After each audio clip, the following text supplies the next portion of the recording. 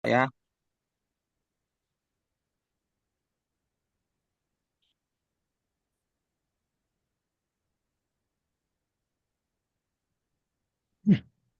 Bismillahirrahmanirrahim. Assalamualaikum warahmatullahi wabarakatuh. Waalaikumsalam Salam warahmatullahi warahmatullahi wabarakatuh. Waalaikumsalam Puji warahmatullahi syukur wabarakatuh. kehadirat Allah Subhanahu wa taala yang telah memberikan kita kesehatan dan kesempatan sehingga dapat berkumpul di ruang virtual ini untuk mengikuti acara Iqra seri ke-6. Selawat berangkai salam kita sampaikan ke junjungan kita Nabi Muhammad SAW. Yang terhormat Direktur Pendidikan Tinggi Keagamaan Islam, Bapak Profesor Dr. Pil Sahiron MA. Yang sama kita hormati Kasubdit Litak Dimas, Bapak Dr. Nur Kapit. Yang sama kita hormati Kasubtim Penelitian Bapak Abdul Basit. Yang sama kita hormati Ketua Forum PT KIN Bapak Dr. Anton dan Sekretaris Ibu Lela. Yang sama kita hormati para narasumber, pembahas, dan Bapak Ibu para peserta Ikrar ke-6. Acara kita pada ini dibagi 3 sesi. Sesi pertama paparan dari para narasumber, kemudian dilanjutkan oleh pembahas, dan sesi ketiga adalah tanya jawab. Nah, pada hari ini kita melanjutkan kegiatan inovasi kajian inovasi kajian riset akademik Ramadan PTKI, disingkat Ikrar. Sudah masuk kepada seri ke-6 dengan tema energi hijau untuk masa depan, sinergi ilmu pengetahuan sosial dan keagamaan. Pada hari ini kita mengundang pakar-pakar yang luar biasa. Yang pertama pakar kita adalah Bapak Profesor Dr. Syamsul Ma'arif MAG dari UIN Wali Songo Semarang. Selamat datang, Pak. Selamat Kemudian datang. yang kedua pakar kita adalah Ibu Sulistiana MSc dari UIN Mataram. Selamat datang, Ibu. Dan pembahas kita ini adalah Bapak Dr. Kunaifi MSc dari UIN Suska Riau. Eh, Saya melihat profil beliau seperti ini Bapak Ibu ya. Jadi sudah tidak asing lagi Bapak Prof. Syamsul Maharib. Bapak Ibu bisa lihat juga bahwa karya-karya beliau dari skor Sintanya juga cukup bagus dan juga H-indeks Scopusnya juga bagus juga sampai H-indeks 5 ya. Kemudian narasumber kedua kita juga dari UIN Mataram, Ibu Sulistiana, juga cukup banyak karya-karyanya dan pembahasnya adalah Pak Kunaifi juga luar biasa ya. Karya-karyanya sampai juga Scopusnya juga luar biasa banyaknya, juga sampai H-indeksnya 4. Dan izinkan saya pada hari ini menjadi moderator pada kegiatan kita pada hari ini. Selanjutnya kita lanjutkan adalah merupakan kata sambutan, bimbingan, dan arahan sekaligus pembukaan oleh yang terhormat Bapak Kasubdit Litak Dimas, Bapak Dr. Nur Kapit. Kami persilakan waktu dan layar. Terima kasih.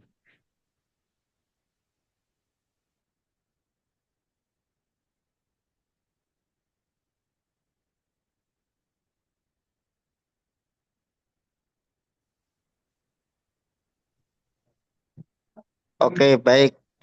Terima kasih. Mohon maaf tadi karena nggak bisa langsung ini sendiri, apa namanya? Nggak bisa langsung unmute sendiri. Baik, terima kasih. Assalamualaikum warahmatullahi wabarakatuh. Waalaikumsalam warahmatullahi wabarakatuh. Bismillah, alhamdulillah. Wassalatu wassalamu ala Rasulillah Sayyidina Maulana Muhammad ibnillah amma ba'da. Yang sama-sama kita hormati dan juga kita muliakan pendidikan tinggi keagamaan Islam, Prof. Sahiron, juga yang sama-sama kita hormati dan kita nantikan hasil hasilnya dari para narasumber. Ada Prof. Samsul Ma'arif dari Wali Songo. Sugeng siang, Prof. Sehat, Sami-sami nggih. Mas. Sehat, Alhamdulillah. Kemudian ada Ibu Sulistiana dari UIN Mataram. Kemudian ada Pak Kunaifi ya, Pak Kunaifi dari UIN Suskaryau dan juga ada Pak Muhammad Iwan Fadli Nasution dari UIN Sud sebagai moderator atau yang memandu acara atau sesi diskusi kita. Dan juga tentu yang sama-sama kita muliakan sebagai Jam'iyah Zumiyah di Fadli Nahariron, saya kira, di mana banyak di antara kita mungkin menghabiskan waktu Ramadan dengan apanya iktikaf masjid, tetapi kita juga mencoba mengkontekskan iktikaf dalam bentuk yang lain, dalam bentuk ibadah beda, tetapi memiliki manfaat dan juga berkah kepada sesama hamba Allah yang lain. Mudah juga ikhtiar ini menjadi salah satu bentuk kita dalam ngaji maupun mengkaji ayat-ayat yang lain, ayat-ayat Allah yang lain.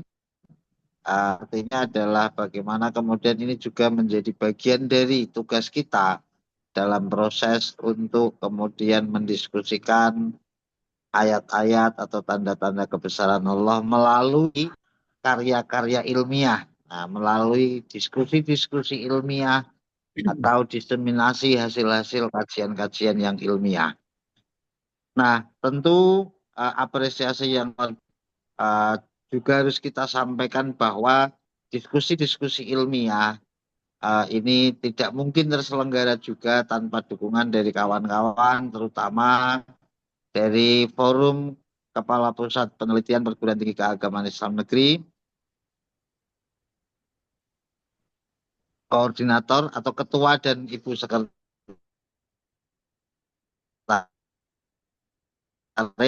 tentu teman dari Direktorat Pendidikan Tinggi Keagamaan Islam, dari teman-teman TU maupun dari teman-teman Subdit Penelitian dan Pengabdian kepada Masyarakat.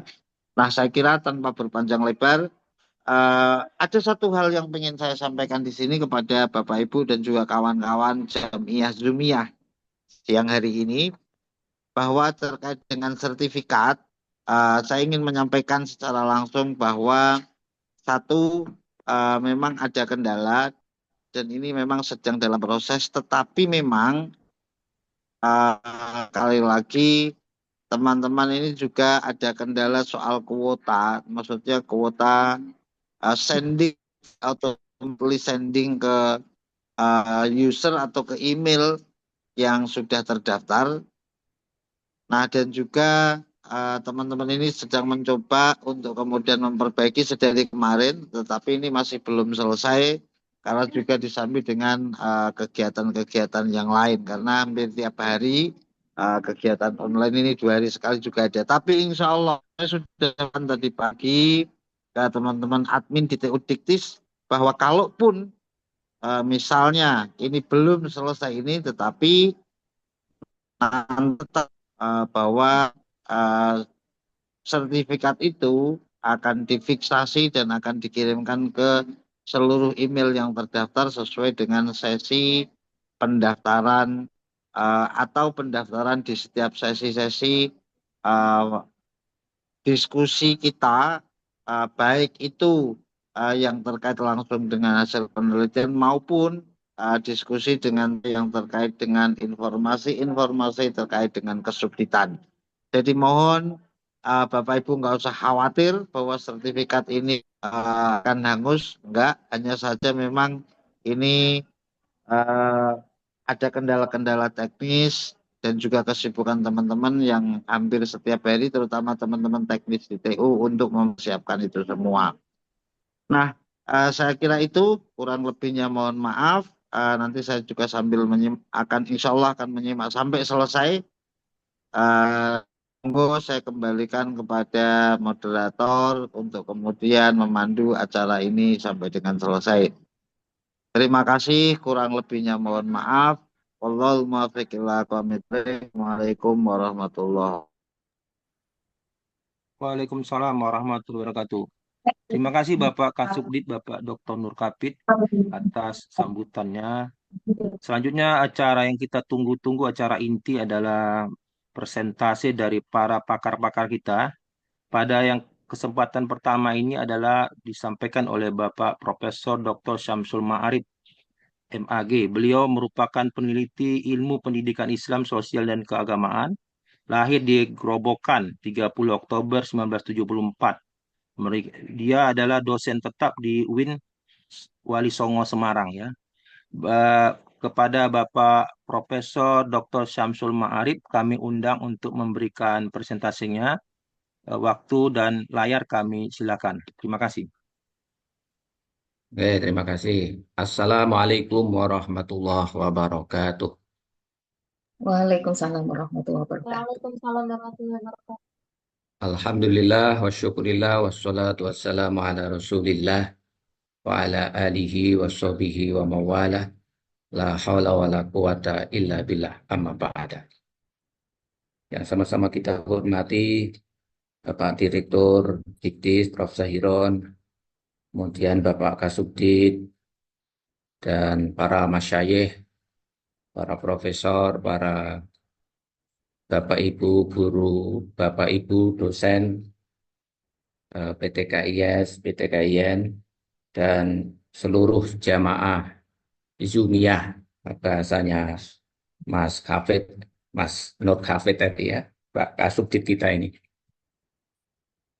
Senang sekali saya dapat undangan untuk mengikuti acara Ikrar ke-6 ini, merupakan suatu silatul fikroh ya, silatul akademikiyah yang insya Allah memberi dampak dan impact yang luar biasa. Sengaja saya akan menampilkan tema terkait tentang pendidikan, tentu saja karena sesuai dengan background keilmuan, yaitu tentang Education and Integration Paradigm for Sustainability and Harmony. Membangun kesadaran merawat energi terbarukan. Mengapa tema semacam ini penting? Tema-tema terkait dengan paradigma pendidikan dan integrasi itu sangat penting.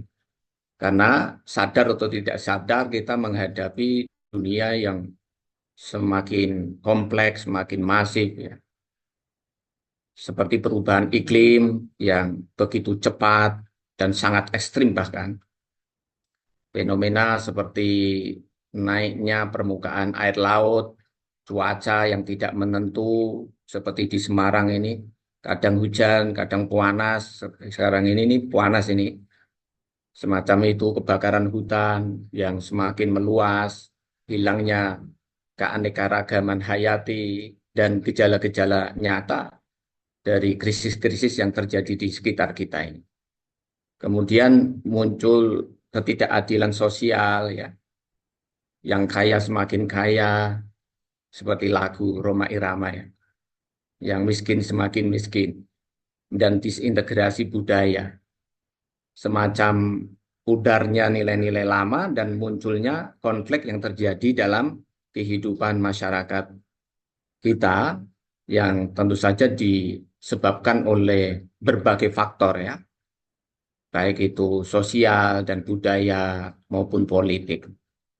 Nah, melihat semacam ini, pendidikan saya kira menjadi alat utama ya sebagai bentuk transformasi untuk menciptakan sebuah kesadaran dan solusi-solusi alternatif. Nah, Izin Prof, integrasi paradigma, izin Prof, PPT-nya belum muncul Prof. oh ya, Wah, belum muncul ya. iya Prof. Oke, oke.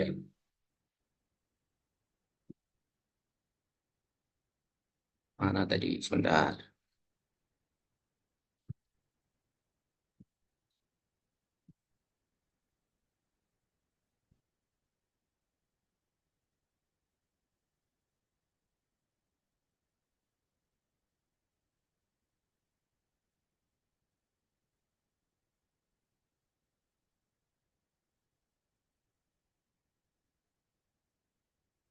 Oke ya, Oke, sudah Prof, ya. udah muncul.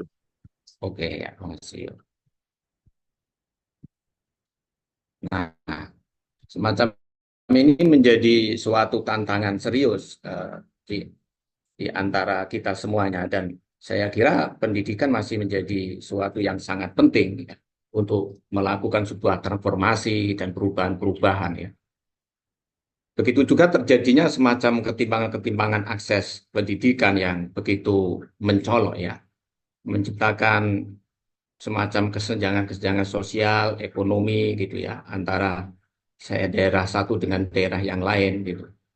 Dan menyebabkan akses pendidikan yang kurang merata dan saya kira juga muncul banyak persoalan-persoalan yang terkait dengan dunia pendidikan saat ini. Pendidikan hanya masuk kepada ruang-ruang instrumentalis, mekanistis ya, dan kurang bermakna. Nah, semacam ini juga harus menjadi perhatian kita serius gitu ya. Di samping pendidikan itu mengejar angka-angka ya, positivistik, antroposentris sifatnya begitu, tetapi juga harus non positivistik ya dan spiritualistik sehingga nanti kebermaknaannya itu sangat utuh. Nah, ini model-model integrasi seperti yang diwacanakan oleh PTKIN, gerakan-gerakan kesadaran menuju paradigma integrasi menemukan makna momentumnya gitu ya. Karena kita melihat kurangnya integrasi pendidikan dengan isu-isu keberlanjutan juga masih sering berlanjut gitu.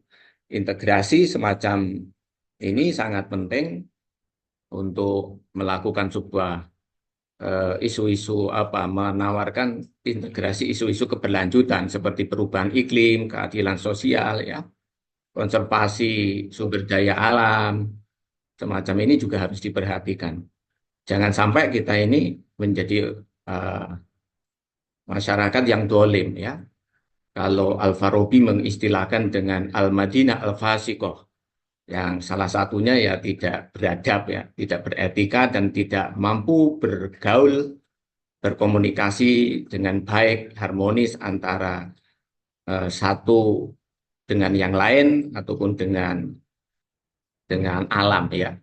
Jadi ada kategori orang baik, orang yang bertakwa itu adalah ya man aslaha bainahu wa bainan nas, wa man aslaha bainahu wa bainallah, wa man aslaha bainahu wa bainal alam. Nah, semacam ini nih harus menjadi titik tekan. Nah, juga semacam apa ya, ada kurangnya kolaborasi ya saya pikir ya. Kolaborasi yang begitu intens antar pihak begitu, yang kurang efektif lintas sektor seperti pemerintah, swasta, masyarakat sipil gitu ya. Seperti halnya program-program pendidikan lingkungan misalkan oleh LSM seringkali tidak didukung oleh kebijakan-kebijakan pemerintah. Anak-anak muda yang kreatif di tengah-tengah kita yang mencoba untuk menemukan energi-energi terbarukan atau sering disebut dengan renewable energy juga tidak atau jarang kita support begitu ya. Nah, ini semacam ini akan menjadikan banyak persoalan saya kira ya. Bahkan muncul teori-teori yang mengkritik ya tentang eh, kurang keterpaduan atau harmoninya antara dunia pendidikan dengan lingkungan begitu.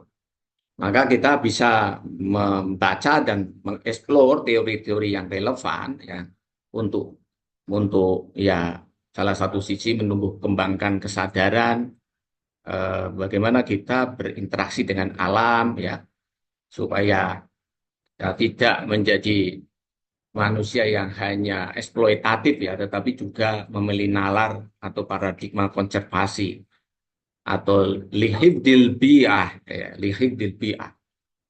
Jadi penjagaan dan merawat itu lebih penting. Ya. Jadi ada kaidah al-wiqayatu ahammu minal ilaj. Jadi kalau penjagaan itu lebih penting daripada nanti ada kerusakan baru kita sadar misalkan.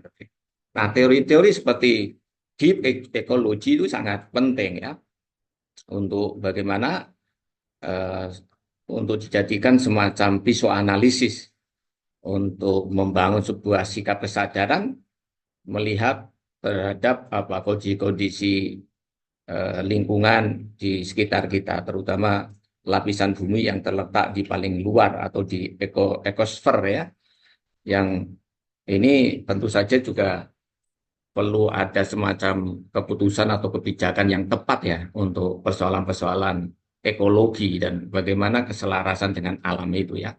Lawan daripada deep ekologi adalah teleologi atau ekologi dangkal yang oleh Capra itu disebut dengan ekologi dangkal atau shallow ideologi yang menempatkan manusia di atas atau di luar alam, sehingga nampak manusia itu lebih mendominasi, sering bercerita kalau ingin naik ke angkasa, menguasai ruang angkasa ya, dan menguasai alam sekitar ya. Cerita-cerita baik cerita-cerita masa kecil maupun masa sekarang ini, kalau bisa kan harus naik ke angkasa dan menguasai alam angkasa dan seputarnya gitu ya. Nah ini sebenarnya ini perlu dilihat daripada teori-teori yang relevan. Kemudian ada pendidikan konstruktivisme yang menekankan kesadaran untuk membangun kesadaran berbasis interaksi dengan lingkungan sekitar. Nah, kemudian ada teori-teori kritis ya, relevan seperti misalkan Freire, Everett Remer ya dan lain sebagainya ya. Yang dimana lebih menetapkan pada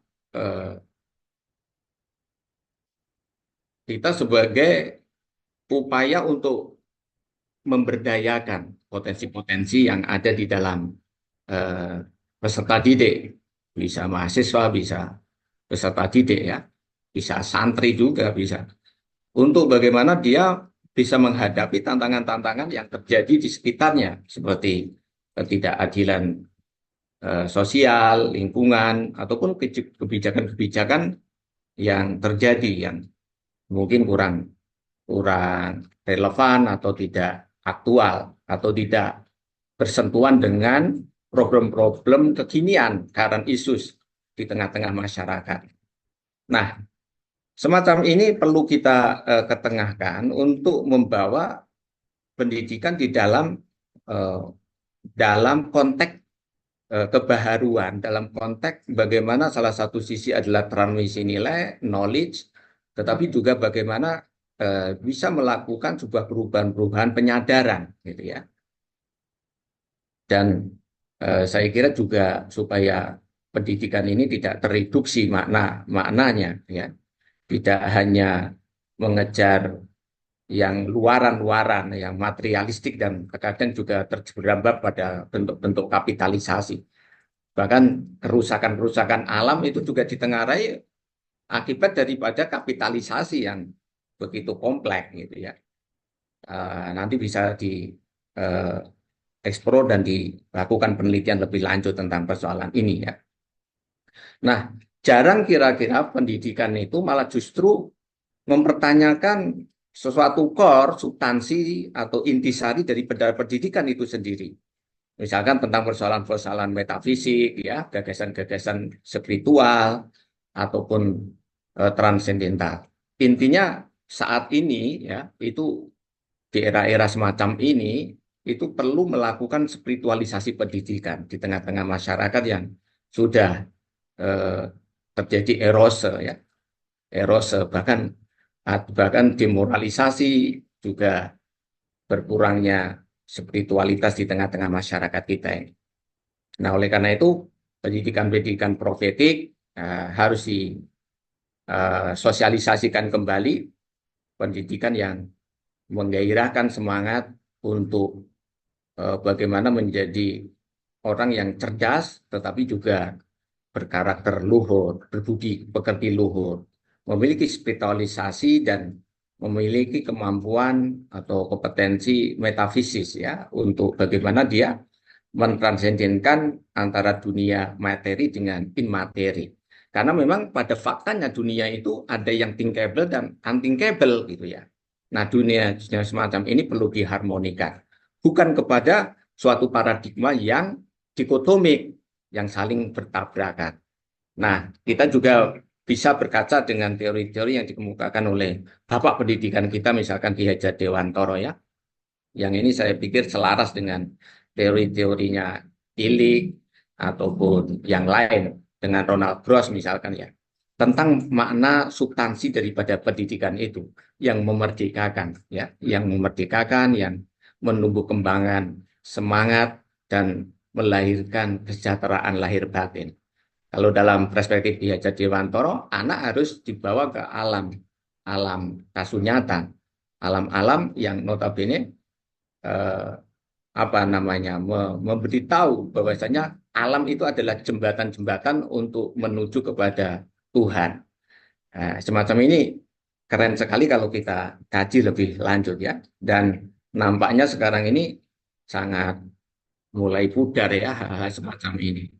Pendidikan berkelanjutan menjadi topik yang memang sangat keren nih menurut saya ya. Dan tema-tema yang dilakukan oleh kita apa ini ikrar semacam ini penting ya untuk apa semacam ada kesadaran dan meningkatkan literasi di antara kita, literasi lingkungan ya dengan menggandeng para pakar di bidangnya ya dan sifatnya itu adalah kolaboratif ataupun dalam perspektif integrasi ya bisa sosial, agama ataupun ilmu-ilmu yang berkaitan ini. Ini dalam kerangka untuk ya meningkatkan literasi lingkungan, memperkuat keterampilan kritis, kreativitas, dan menghadirkan kesadaran global maupun lokal. Jelasnya dengan gerakan-gerakan semacam ini akan mencetak apa generasi yang benar-benar sense of crisis, memiliki sensitivitas, berpartisipasi untuk membangun secara berkelanjutan. Kalau dalam istilah UNESCO disebut dengan Education for Sustainable Development ya. Meskipun nanti terjadi berbagai macam term-term yang hampir bersamaan atau serupa begitu. Intinya bagaimana menumbuh kembangkan kesadaran global maupun lokal di mana kita ini sebagai makhluk individu dan sosial sekaligus memiliki semacam pengetahuan yang sifatnya holistik tentang persoalan yang bagaimana bisa menghadapi ya, bagaimana menghadapi situasi-situasi krisis kemanusiaan dan krisis lingkungan hidup semacam ini ya. Dan bagaimana kita bisa saling bersinergi membangun kehidupan yang lebih baik, kehidupan yang to be better than before gitu ya. Dan ini penting untuk kita rekayasa karena pendidikan adalah bagian daripada rekayasa yang terbaik. Meskipun memerlukan jangka panjang, tetapi saya sangat yakin melalui pendidikan lah Indonesia akan menemukan kejayaannya dan Indonesia akan semakin terang benderang begitu ya. Ya tentu saja perlu melakukan sebuah gerakan-gerakan yang inovatif di dalam pendidikan ini. Karena dengan nalar-nalar seperti teori-teori konstruktivisme, pendidikan kritis, ya teori-teori kritis itu sangat mampu untuk menyadarkan paling tidak gitu. Dan bagaimana membawa perubahan-perubahan dan kita menjadi bangsa yang adaptif ya. Selain bisa menjemput perubahan, tetapi kita juga bisa melakukan penjagaan. Ya, baik pada lingkungan, ideologi, dan masyarakat yang bisa ramah dengan lingkungan. Dan bagaimana kita bisa apa namanya mengerti atau ramah lingkungan yang itu sangat potensial dan sangat relevan dengan kekayaan dan sumber kekayaan negara kita ini ya. Seperti energi-energi yang bisa diperbaharui ya, seperti energi surya, angin, panas bumi, dan lain sebagainya. Nah, pengelolaan dan penggunaan renewable energy itu masih sangat kurang. Meskipun kita ini kuayat dengan renewable energy, tetapi faktanya kita masih menggunakan energi-energi yang menimbulkan masalah ya, yang terdampak masalah. Ya, oleh karena itu kita pentingnya melakukan inovasi-inovasi di sekolah kita ini dalam kerangka untuk membangun sebuah kurikulum pendidikan yang berbasis ekologi dan ramah lingkungan atau green school ya, memaksimalkan teknologi, kemampuan-kemampuan kita dan SDM untuk eh, apa mengeksplorasi, menarasikan, mensosialisasikan begitu. Apalagi saat ini seperti kita melakukan silatul fikroh bizumia akademiknya semacam ini nih sangat efektif. Inilah bagian daripada digital wisdom dan cultural integration. Saya pikir menemukan momentumnya. Banyak sekali studi-studi kasus sebenarnya yang bisa kita angkat dan bisa menjadi model untuk kita jadikan semacam ya role model ataupun kita perlu melakukan mukoronah atau perbandingan gitu ya. Kita ambil yang baik dan kemudian kita sinersiskan dengan lokalitas kita ini. Nah, riset-riset komparatif itu sangat menemukan momentumnya untuk bagaimana kita bisa menerapkan sebuah keinginan yang kita inginkan, sebagaimana kita ingin melakukan renewable energy dan yang lebih adaptif dan lebih sesuai dengan konteks Indonesia begitu. Seperti misalkan di Selandia Baru itu memiliki suatu sistem pendidikan yang sangat menarik ya, yang sifatnya keberlanjutan secara global, yang dimana di sana menganggap nilai inti itu sangat pokok, nilai inti yang perlu diperkenalkan, disosialisasikan. Tetapi inisiasi-inisiasi keberlanjutan juga dipopulerkan, diperkenalkan ya. Ya tentu saja yang menyangkut ya tidak hanya terbatas pada studi lingkungan hidup, tetapi juga yang terintegrasi dengan disiplin-disiplin ilmu lain. Ini sangat menarik. Dan kemudian di Swedia misalkan juga ada beberapa kebijakan-kebijakan ataupun perundang-undangan yang sangat tepat untuk menjaga lingkungan ya. Undang-undang ataupun regulasi yang sifatnya ketat untuk konservasi alam. Sekaligus juga pada pendidikan lingkungan yang diterapkan dari kalau di sini ya TK mungkin ya, sehingga menjadi kesadaran publik. Nah, semacam ini saya kira juga perlu kita aplikasikan, kita adapsi, kita tiru gitu dan nanti kita bisa terapkan di negara kita. Nah, bagaimana dengan Indonesia? Nah, saya pikir Indonesia sampai sekarang ini masih menghadapi suatu tantangan yang sangat serius ya. Upaya-upaya telah dilakukan oleh pemerintah, masyarakat, ataupun semacam komunitas-komunitas akademik, para researcher ya. Tetapi memang Indonesia memang butuh penanganan yang lebih serius ya. Ya meskipun ya kita tahu bahwa Indonesia menempati posisi terbesar ketiga dengan hutan yang begitu luar biasa ya.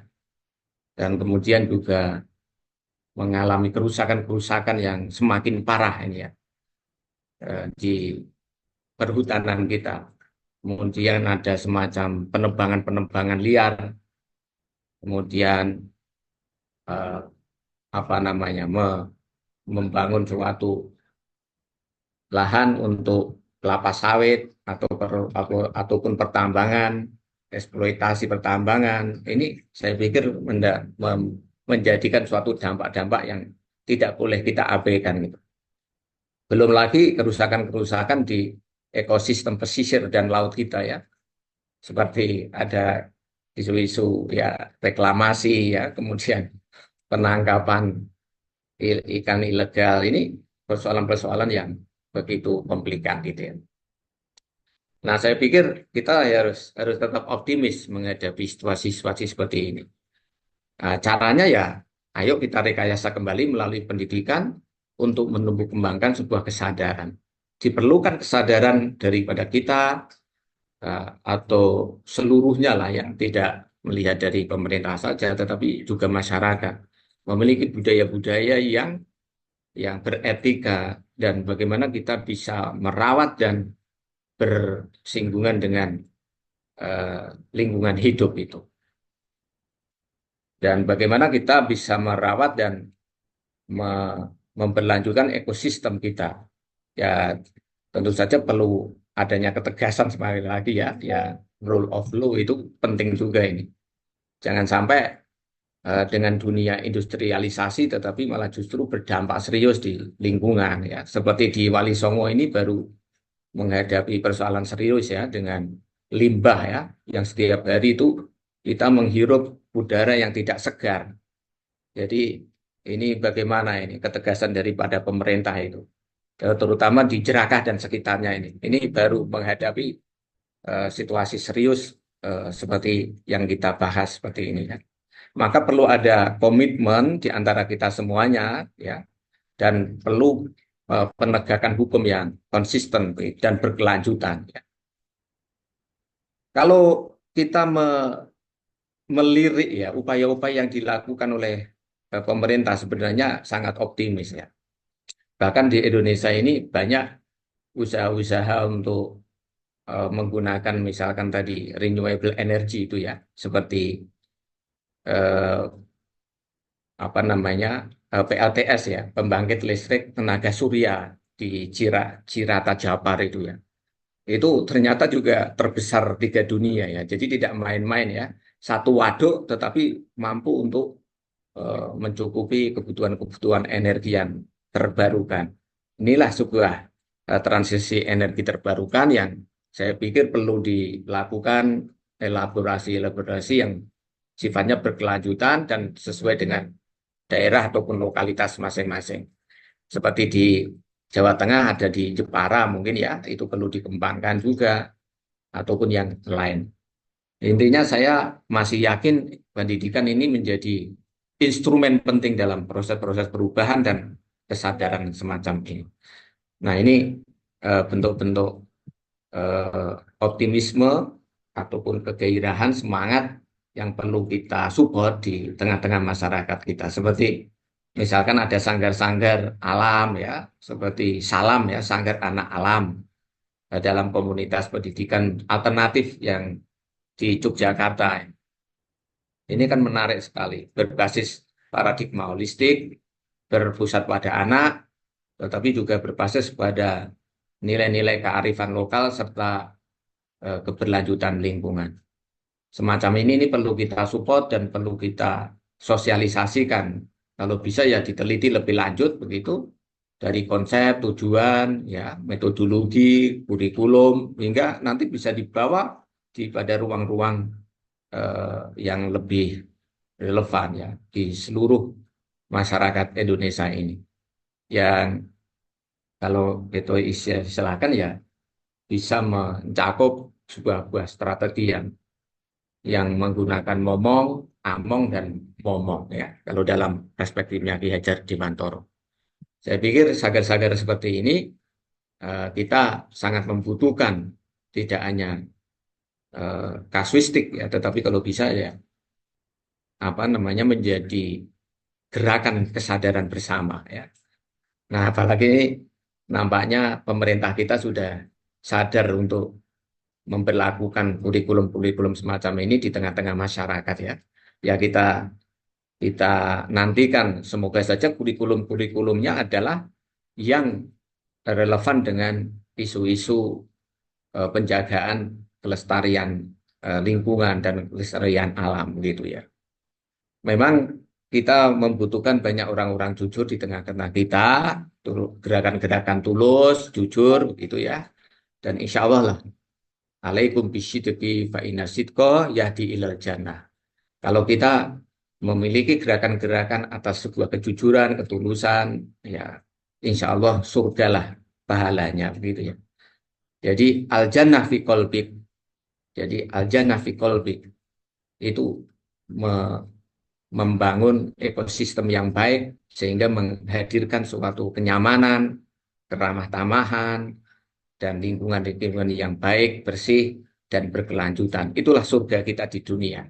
Dan insya Allah lah kalau kita merawat lingkungan dengan baik, ya di dunia dapat, surga akhirat juga dapat. Amin Allahumma amin. Nah ini pendidikan-pendidikan karakter yang relevan, pondasi utama yang harus dibentuk. Jadi transfer of values pada anak-anak untuk bagaimana menjadi masyarakat yang beradab, bermoral, serta bisa menghargai alam semesta sebagai sebuah entitas yang terus bereksistensi, dan saya pikir itulah khalifah fil ard ya.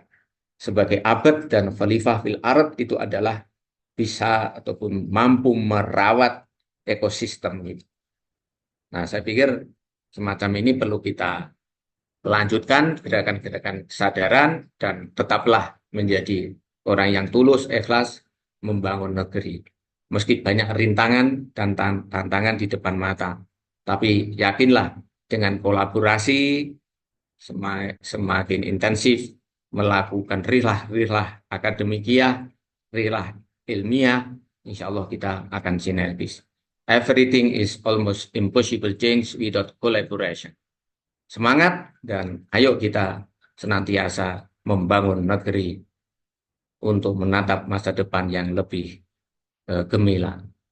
Masyarakat yang peduli terhadap lingkungan dan sensitif terhadap isu-isu terhadap isu-isu keberlanjutan. Makatan matur nuwun wallahul muwafiq ila aqwamit thoriq. Wassalamualaikum warahmatullahi wabarakatuh. Waalaikumsalam warahmatullahi wabarakatuh. Assalamualaikum warahmatullahi wabarakatuh. Luar biasa atas paparannya yang diberikan oleh Prof. Syamsul Mari. Mari kita berikan aplaus yang meriah. Terima kasih Prof atas paparannya. Selanjutnya Bapak Ibu yang punya pertanyaan-pertanyaan disimpan dahulu ya. Kita lanjutkan kepada pakar kita berikutnya adalah Ibu Sulistiana MSc. Beliau lahir di Magetan 21 Juni 1989. Karya-karya beliau tuh banyak tentang ilmu kimia ya Bapak Ibu. Dan beliau adalah merupakan dosen tetap UIN Mataram.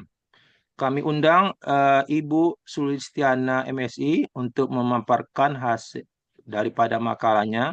Waktu dan layar kami silakan. Terima kasih. Nggih, terima kasih banyak Pak. Izin share screen dulu nggih. Monggo, Bu.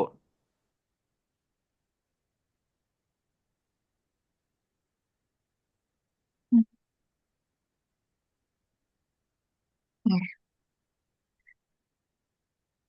Baik, Assalamualaikum warahmatullahi wabarakatuh. Waalaikumsalam warahmatullahi wabarakatuh. Alhamdulillahirrabbilalamin. Terima kasih banyak atas kesempatan dan waktu yang telah diberikan. Untuk mempersingkat waktu, izinkan saya menyampaikan materi tentang Eco Green, solusi hijau untuk menyelamatkan bumi. Mengubah limbah menjadi sesuatu yang bermanfaat adalah seni menghargai lingkungan, karena limbah bukan akhir dari sesuatu, tapi awal dari inovasi yang tak terbatas.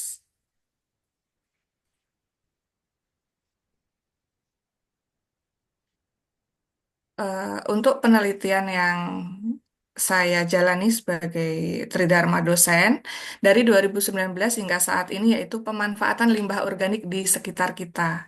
Seperti kita tahu kalau limbah anorganik mungkin kita masih bisa mengurangi dengan cara meredius penggunaannya. Jadi misalnya kayak limbah plastik, kita bisa mengurangi dengan cara menggunakan plastik yang tidak sekali pakai gitu. Tapi kalau limbah organik kita tidak bisa menutup mata, juga banyak di lingkungan kita dan itu tidak bisa dikurangi juga penggunaannya karena memang itu berasal dari alam juga, seperti itu. Nah, konsep eco green sendiri itu apa? Eco green itu adalah ekologi dari kata ekologi dan green, yaitu suatu upaya yang memprioritaskan keseimbangan ekologi dan menjaga lingkungan sambil meminimalkan dampak buruk pada alam. Eco Green berfokus pada upaya yang ramah lingkungan dan berkelanjutan, serta memberikan perhatian pada konservasi sumber daya alam, pengurangan limbah, dan perlindungan lingkungan. Dengan menerapkan prinsip-prinsip keberlanjutan dalam kehidupan sehari-hari, kita dapat berkontribusi dalam menjaga kelestarian bumi. Mengapa sih ekogreen itu penting? Karena ekogreen dapat mengurangi dampak perubahan iklim. Emisi gas rumah kaca dari aktivitas manusia menyebabkan pemanasan global. Aktivitas seperti penggunaan bahan bakar minyak bumi, penggunaan plastik sekali pakai itu juga dari bahan minyak bumi juga ya, dari petroleum juga. Nah, EcoGreen ini membantu mengurangi emisi dengan mendorong energi hijau dan efisiensi sumber daya.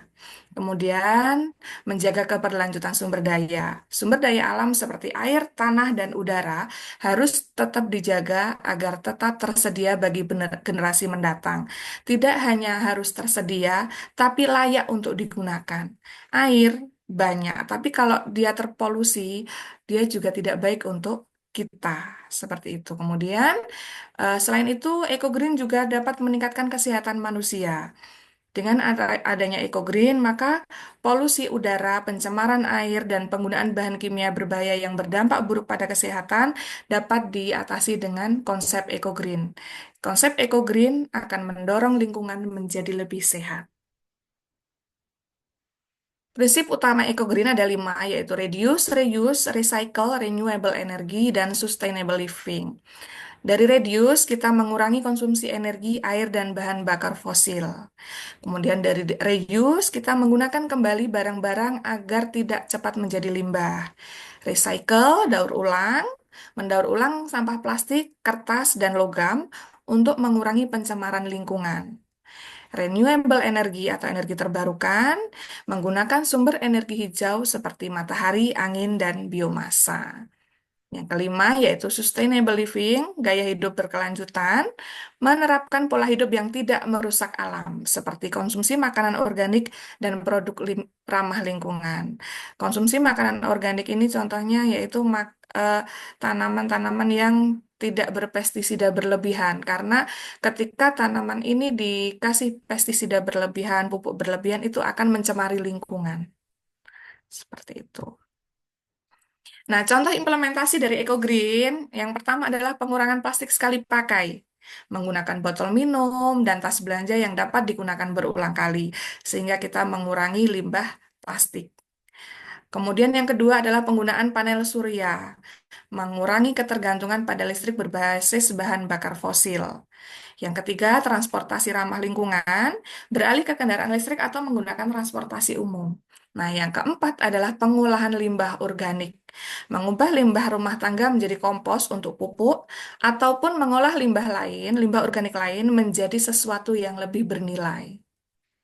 Nah, limbah apa saja yang sudah pernah saya teliti? Yang pertama adalah limbah ampas tebu, kemudian limbah kulit bawang merah, limbah air tahu, kulit buah naga, limbah kulit pisang, kulit jeruk peras, cangkang telur cangkang telur ayam ras, kemudian cangkang kemiri, kulit alpukat, tempurung kelapa, bonggol jagung, dan minyak jelantah. Nah, dari limbah ini apa aja sih produk yang sudah dihasilkan? Yang pertama adalah lulur herbal atau lulur tradisional. Kemudian produk pangan, biodiesel, biobriket, produk minuman, pemurnian minyak jelantah, dan yang terakhir adalah bioplastik. Yang pertama lulur herbal. Yang pertama, lulur herbal ini dari kombinasi tepung beras putih, kulit jeruk manis, dan kulit buah naga. Kulit jeruk manis ini didapatkan dari penjual jeruk peras, biasanya limbah jeruk manisnya cukup banyak ya. Kemudian limbah kulit buah naga dari penjual jus dan penjual salad buah. Nah, kombinasi dari 3 bahan ini, tepung beras putih, kulit jeruk manis, dan kulit buah naga, ini hasilnya. Yang paling kiri ini adalah tepung beras putih saja. Kemudian yang kedua ini adalah tepung beras putih dengan kulit buah naga. Yang ketiga dan keempat campuran ketiga bahan dengan komposisi yang berbeda. Dan yang kelima adalah bukan, iya kulit jeruk manis dengan tepung beras putih saja. Nah, dari 5 formulasi ini ternyata hasil uji pH-nya semuanya memenuhi standar SNI 16439 tahun 1996 tentang kosmetik kulit, yaitu pH-nya berkisar antara 4,5 sampai 8. Nah, lulur herbal ini sendiri sudah mendapatkan sertifikat paten sederhana per tanggal 3 Juni 2024 kemarin. Dari 5 formulasi yang ada ini, ternyata formulasi ketiga yang memiliki nilai optimum. Dilihat dari formulasi dari parameter organoleptiknya, semuanya dalam kategori suka dan nilai tertinggi yaitu F2, yaitu perbandingan serbuk kulit buah naga dan kulit jeruk manisnya 3 gram dan 2 gram. Dari hasil screening fitokimia menunjukkan dari F2 dan F3, yaitu campuran 3 bahan tadi dengan komposisi yang berbeda, ternyata positif, mengandung alkaloid, flavonoid, saponin, tanin, steroid atau terpenoid. Nah, hasil screening fitokimia ini menunjukkan lulur herbal yang diperoleh itu tidak hanya bersifat untuk menghilangkan kotoran dari kulit ya, tapi juga bersifat antioksidan, kaya akan antioksidan. Seperti itu. Kemudian produk kedua yaitu produk pangan, yaitu nata de soya. Kalau biasa kita konsumsi biasanya nata de coco ya. Nah, ini nata de soya dari limbah air tahu. Nah, limbah air tahu ini tampilannya kan ya kayak nata de coco gitu ya, tapi lebih keruh. Nah, agar lebih cantik kita tambah dengan ekstrak kulit buah naga. Nah, jadinya seperti ini. Ketika ditambah dengan ekstrak kulit buah naga, warnanya jadi merah. Dia semakin cantik dan selain semakin cantik juga kaya akan antioksidan karena kulit buah naga itu kaya akan antioksidan. Nah, invensi ini juga sudah mendapatkan sertifikat paten sederhana per tanggal 10 Juni 2024. Dari hasilnya menunjukkan yang paling bagus adalah yang penambahan 20 mili ekstrak kulit buah naga. Dengan nilai kadar airnya 88,60%, kadar seratnya 2,73%, dan hasil uji organoleptik pada kategori suka. Nah, hasil penelitian ini juga sudah diimplementasikan pada pengabdian kepada masyarakat di daerah Pringgesele Lombok Timur, kerjasama antara UIN Mataram dengan Dinas Perindustrian Provinsi NTB. Nah, di sini temanya yaitu pelatihan pembuatan olahan kelapa bagi keluarga petani dan buruh pabrik tembakau. Di sini menggunakan air kelapa karena di daerah Pringgesele Lotim itu banyak pohon kelapa, banyak UMKM-UMKM yang memproduksi VCO, minyak kelapa dan VCO. Jadi mereka memiliki banyak limbah air kelapa. Jadi untuk memanfaatkannya, ibu-ibu rumah tangga yang dari keluarga petani dan buruh pabrik tembakau dikasih pelatihan untuk membuat nata de coco dengan penambahan pewarna alami ekstrak kulit buah naga yang kaya akan antioksidan.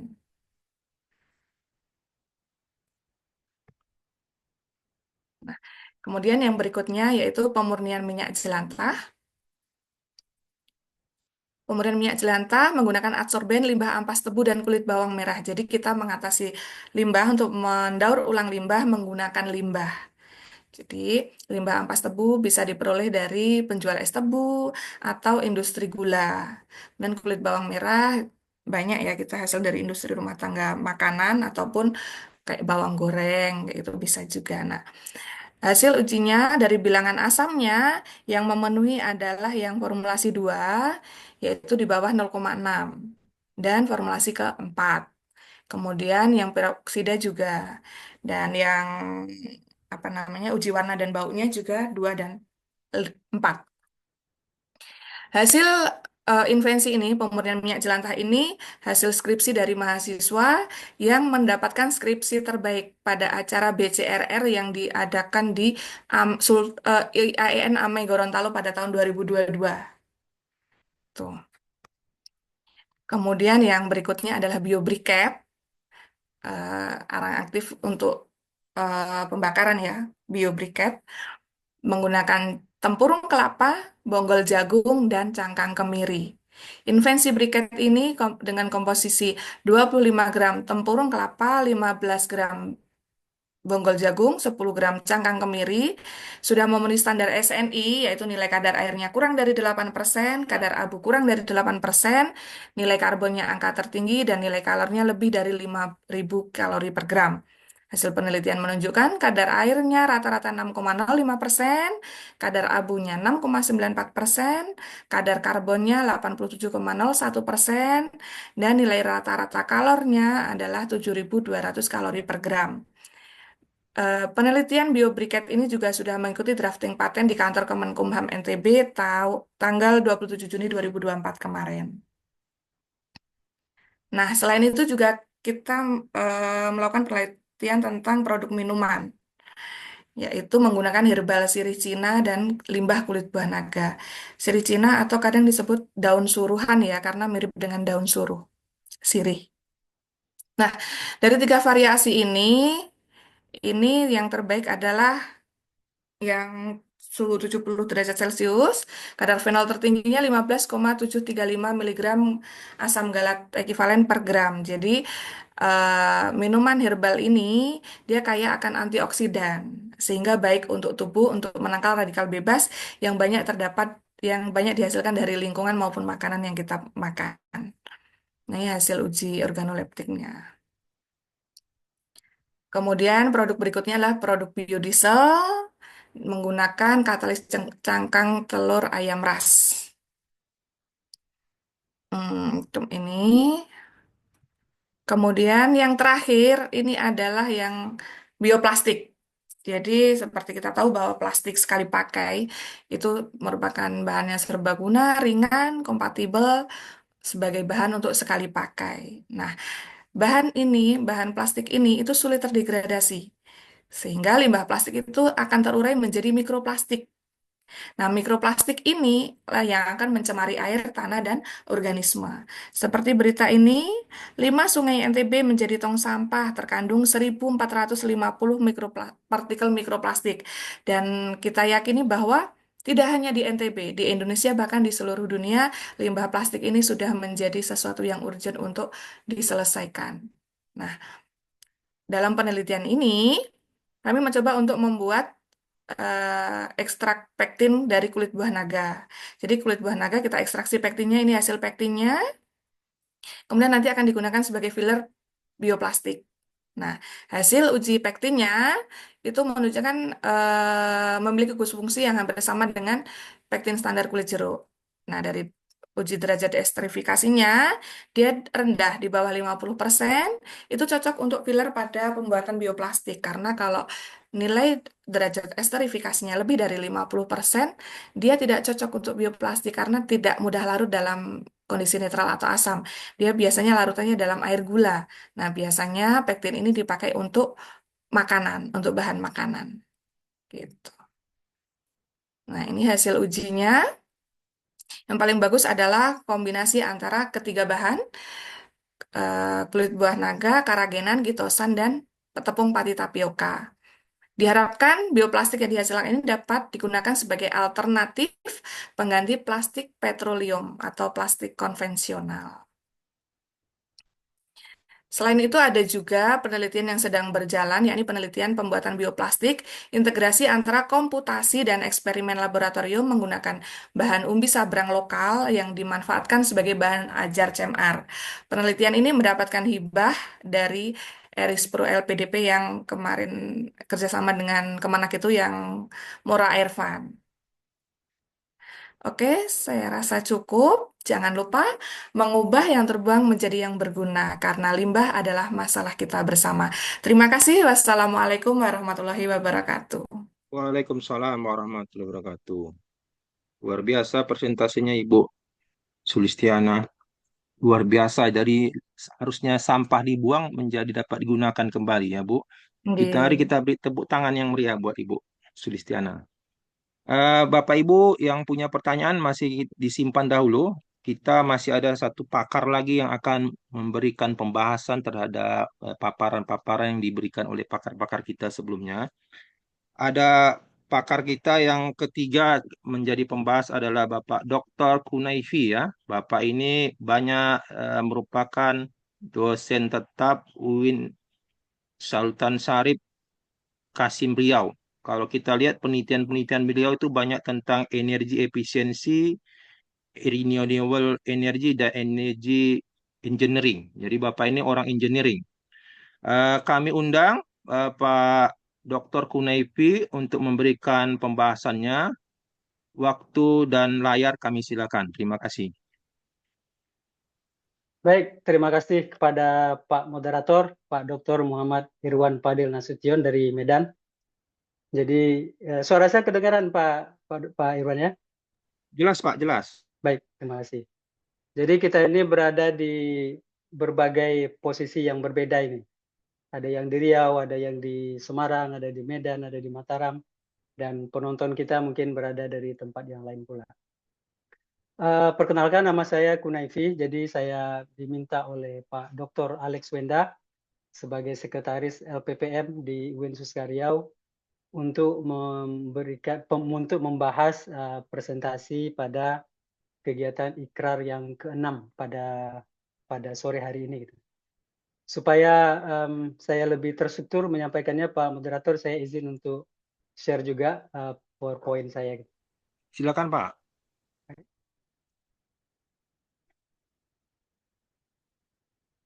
Saya share dulu.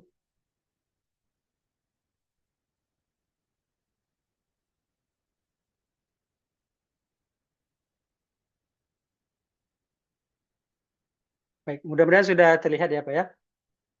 Sudah Pak. Ya.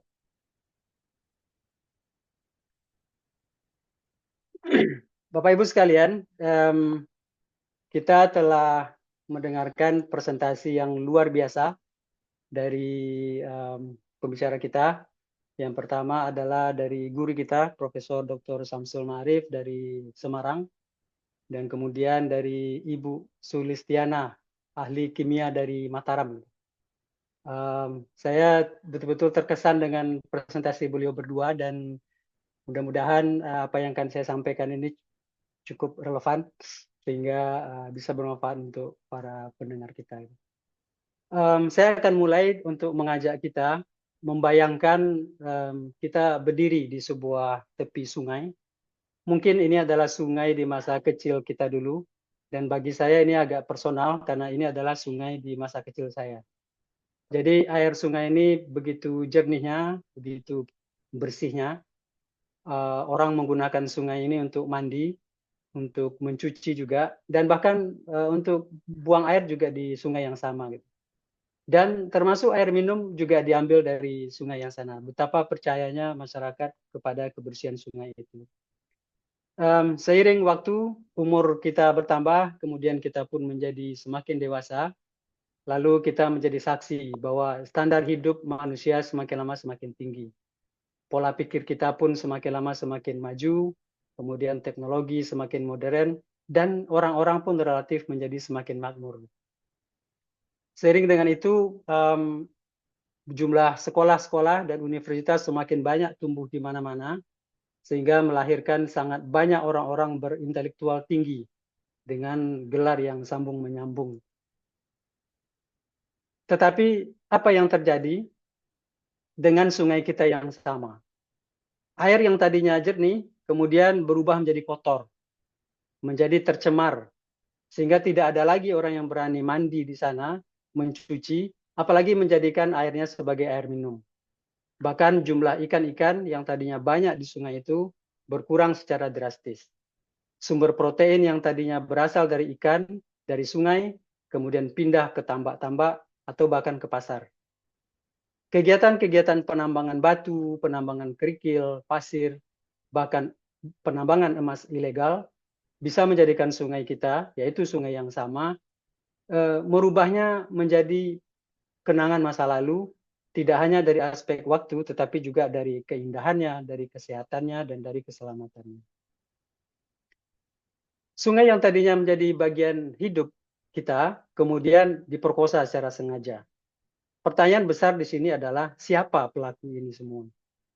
Pelakunya mungkin adalah lulusan sekolah-sekolah bagus, mungkin alumni dari kampus-kampus top. Pelakunya sebenarnya adalah kita sebagai komunitas. Di Indonesia, definisi kita ini adalah kita sebagai masyarakat Muslim. Sehingga kita bisa ambil kesimpulan, pelakunya adalah masyarakat Muslim. Sebagai negara dengan jumlah Muslim terbesar di dunia, sebenarnya kita melihat tren yang mirip.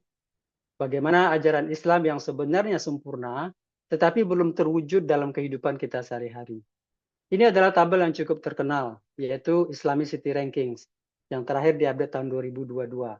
Di sini menceritakan bahwa nilai-nilai Islam, selain ritual-ritual ibadah, itu justru tidak diimplementasikan di negara-negara Islam. Negara-negara seperti Denmark dianggap sebagai negara yang paling banyak mengimplementasikan Islam dalam kehidupan sehari-hari. Sehingga Muhammad Abduh berkata, saya pergi ke barat dan saya melihat Islam di situ, tetapi tidak ada orang Muslim.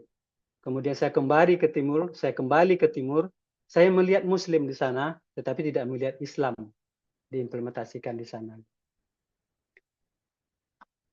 Saya minta izin untuk membahas satu persatu topik dari dua pembicara kita yang luar biasa. Topik pertama dari Profesor Samsul Ma'arif mengingatkan kita pada konsep system thinking dalam ekologi. Di dalam konsep ini disebutkan bahwa alam sesungguhnya tidak bekerja dalam disiplin ilmu yang tunggal. Alam sebenarnya adalah jaringan kompleks di mana ada udara, ada air, tanah, dan makhluk hidup di situ yang saling bertaut, saling terkait satu sama lain. Tetapi manusia, salah satu penduduk alam, memang selalu ingin tampil berbeda dengan hukum alam. Kitalah yang kerap memecah-mecah pengetahuan itu. Kita pisahkan kimia dari sosiologi. Kita pisahkan fisika dari seni. Padahal di dalam laboratorium alam, semuanya senyawa, semuanya satu aja. Sebagai contoh yang nyata, kita bisa lihat pada perubahan iklim yang tadi dibahas oleh kedua pembicara kita. Ilmuwan atmosfer melihat perubahan iklim pada aspek emisi karbon dioksida, sementara ekonom mungkin melihatnya sebagai masalah pasar. Nah, paradigma pendidikan integrasi yang tadi diusulkan oleh Profesor Samsul sesungguhnya mengajak kita untuk kembali merajut berbagai perspektif ini menjadi satu. Ini juga seperti yang diusulkan oleh Timothy Lenton yang mengusulkan teori tentang the tipping points atau titik kritis di bumi. Apa yang beliau usulkan? Dia menggabungkan metode model iklim, data sosial, kemudian etika lingkungan untuk meramalkan masa depan planet bumi ini. Ini bukan lagi sains murni, Bapak Ibu sekalian, tetapi ini adalah transdisipliner, di mana batas-batas ilmu sebenarnya telah luruh, karena solusi memang muncul dari kolaborasi, seperti yang dikatakan oleh Profesor tadi. Secara tidak langsung, saya ingin menyampaikan bahwa Profesor Samsul Ma'arif mungkin mengajak kita untuk melihat bahwa pendidikan bukan sekedar sebagai transfer pengetahuan, tetapi sebagai pembentuk pola pikir. Ini mirip dengan jamur yang menghubungkan seluruh akar pohon dalam simbiosis. Sebuah riset yang terbit di Nature, kemudian diulas secara populer di Science, mengusulkan apa yang disebut sebagai Wood Wide Web atau WWW, tetapi bukan WWW internet, tapi Wood Wide Web. Riset ini dimulai tahun 2012, melibatkan lebih dari 28.000 spesies pohon yang terdapat di 70 negara lebih. Temuan dari penelitian ini adalah ternyata pohon-pohon itu saling berkomunikasi. Mereka saling bertukar informasi. Bahkan mereka berperang. Interaksi ini difasilitasi oleh jamur. Penelitian ini juga mengajukan fakta yang menakutkan sebenarnya, bahwa pemanasan global yang sekarang sedang terjadi bisa memicu bom karbon di dalam tanah, sehingga akan mempengaruhi kinerja jamur ini dalam memainkan perannya dalam simbiosis tadi. Ada keseimbangan yang terganggu oleh perubahan iklim. Jadi bisa kita katakan bahwa terlalu banyak masalah dalam ilmu, dalam kehidupan sehari-hari, dalam peradaban, bahkan di bumi ini. Karena apa? Karena pendidikan yang parsial. Pendidikan integratif semestinya menghubungkan antara STEM, sains, teknologi, teknik, matematika, dengan bidang lain seperti seni, humaniora, bahkan kearifan lokal. Oleh karena itu, saya ingin mengakhiri bagian ini dengan pertanyaan reflektif untuk topik yang dibawakan oleh Profesor Samsul.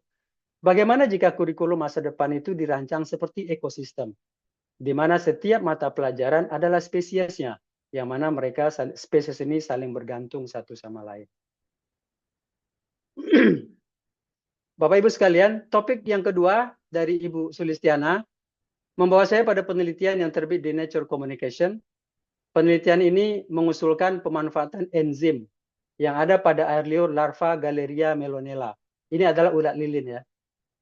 Gunanya adalah untuk mengoksidasi, kemudian mendepolimerisasi polietilen, jadi PE.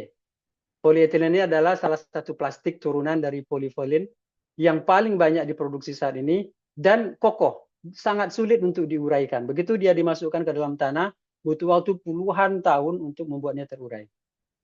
Apa yang dilakukan oleh penelitian ini? Penelitian ini membuka jalan untuk solusi potensial bagi pengelolaan sampah plastik melalui biodaur ulang atau upcycling. Limbah plastik yang selama ini dianggap sebagai akhir cerita dari sebuah siklus, tiba-tiba bisa menjadi bahan baku untuk industri melalui penelitian ini. Jadi limbah sebenarnya hanyalah materi yang salah tempat. Ini mirip dengan bidang saya kebetulan bidang elektro, ada termodinamika, di sana kita belajar hukum kekekalan energi, bahwa sebenarnya energi materi tidak bisa diciptakan dan tidak bisa dimusnahkan, hanya bisa berubah bentuk. Begitu juga dengan sampah, dia tidak perlu diciptakan, tidak perlu dimusnahkan, tetapi dia bisa digunakan untuk sesuatu yang bermanfaat. Kita menghasilkan 2,1 miliar ton sampah per tahun, dan kita abai untuk ini. Seolah-olah apa? Seolah bumi kita ini adalah sistem terbuka yang tidak ada batasnya. Padahal bumi ini adalah sebuah sistem tertutup, closed system, mikrokosmos yang mengikuti hukum alami daur ulang.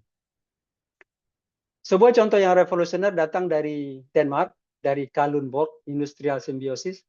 Jadi di tempat ini, industri yang satu menghasilkan limbah, limbahnya itu tidak terbuang begitu saja, tetapi digunakan sebagai bahan baku justru oleh industri yang lain.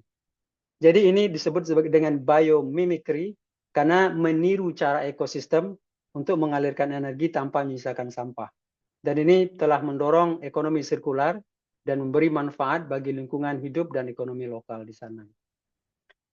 Nah, Bapak Ibu sekalian, di bagian ketiga dari yang saya sampaikan, supaya mensinkronkan pembicaraan kita dengan topik ikrar pada hari ini yaitu energi hijau, saya akan bawa kita semua ke sebuah desa di Purworejo, di Jawa Tengah. Desa ini namanya adalah Karangdegan. Di Purworejo ini, sekelompok pengabdi, dosen-dosen dari Fakultas Sains Teknologi UIN Sultan Syarif Kasim Riau. Salah satunya adalah Dr. Alek Wenda dari LPPM, saya juga tergabung di situ, membuat pompa air tenaga surya. Jadi pada awalnya di sana ada sawah 70 hektar. Sawah ini diairi menggunakan pompa air dari genset. Genset ini datang dari donatur, bahan bakarnya berasal dari donatur.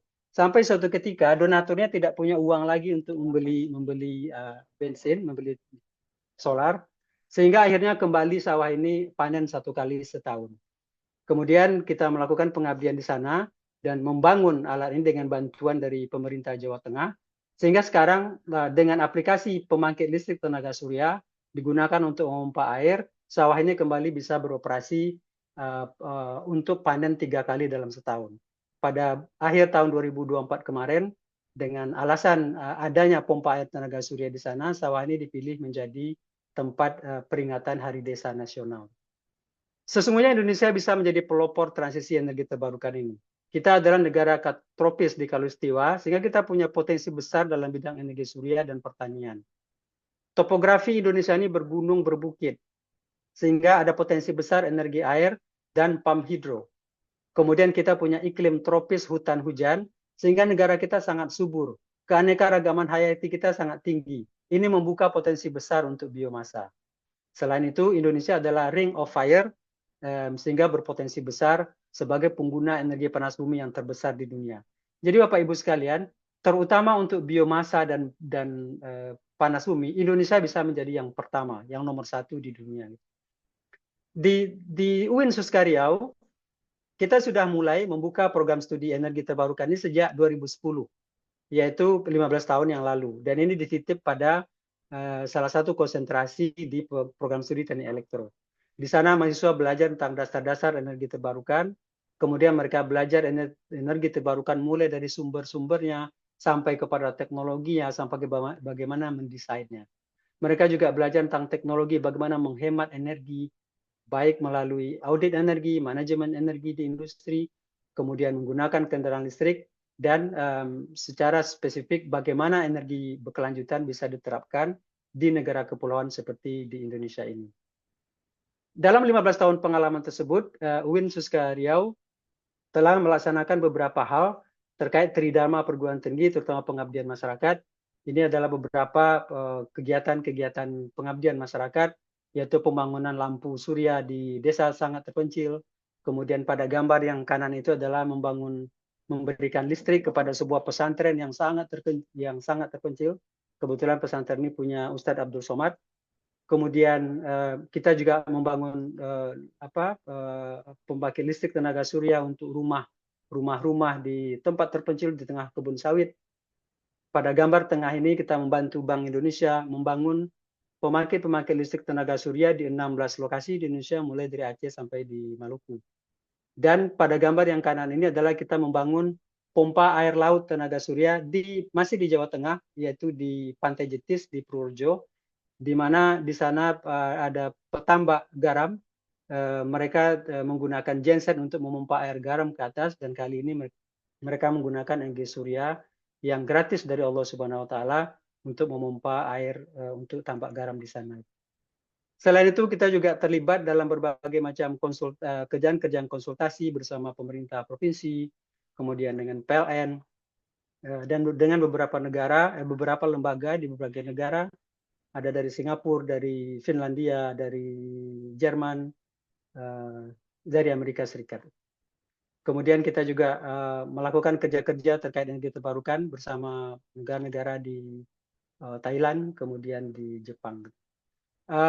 Jadi sehingga pada tahun 2002 kita melakukan survei sendiri, ini survei sendiri ya Bapak sekalian. Jadi kita mengumpulkan para alumni, kemudian kita minta kepada mereka untuk mendata proyek apa aja yang sudah mereka lakukan dalam bidang energi terbarukan. Lalu data dari alumni ini kita bandingkan dengan data dari Kementerian Energi Sumber Daya Mineral (SDM). Kita menemukan angka bahwa sekitar 52% PLTS atap di Indonesia dibangun dengan keterlibatan alumni dari UIN Suska Riau, baik sebagai perencana, sebagai pengawas, sebagai kontraktor membangun, dan lain-lain. Ini adalah penelitian yang sekarang sedang kita lakukan di UIN Suska Riau. Yang pertama adalah kombinasi antara pertanian dan energi surya. Kita menyebutnya sebagai agrivoltaik atau agrikultur dan fotovoltaik. Yang di sebelah kanan adalah pompa, karena kita melihat bahwa ada potensi yang besar terkait dengan pompa, dan ini juga bisa dikaitkan dengan program pemerintah sebagai untuk sumber daya energi dan sumber daya pangan. Kemudian kita juga melakukan penelitian terkait dengan pump hydro, yaitu memompa air dari bawah ke atas, kemudian setelah airnya sampai di atas, air itu dijatuhkan lagi ke bawah seperti pembangkit listrik tenaga air dengan bantuan dari energi terbarukan. Dan yang terakhir kita melakukan penelitian terkait dengan IoT, sistem monitoring, sistem kontrol energi terbarukan yang bisa dikontrol dari jarak jauh. Kita melihat bahwa energi terbarukan adalah sebagai masa depan.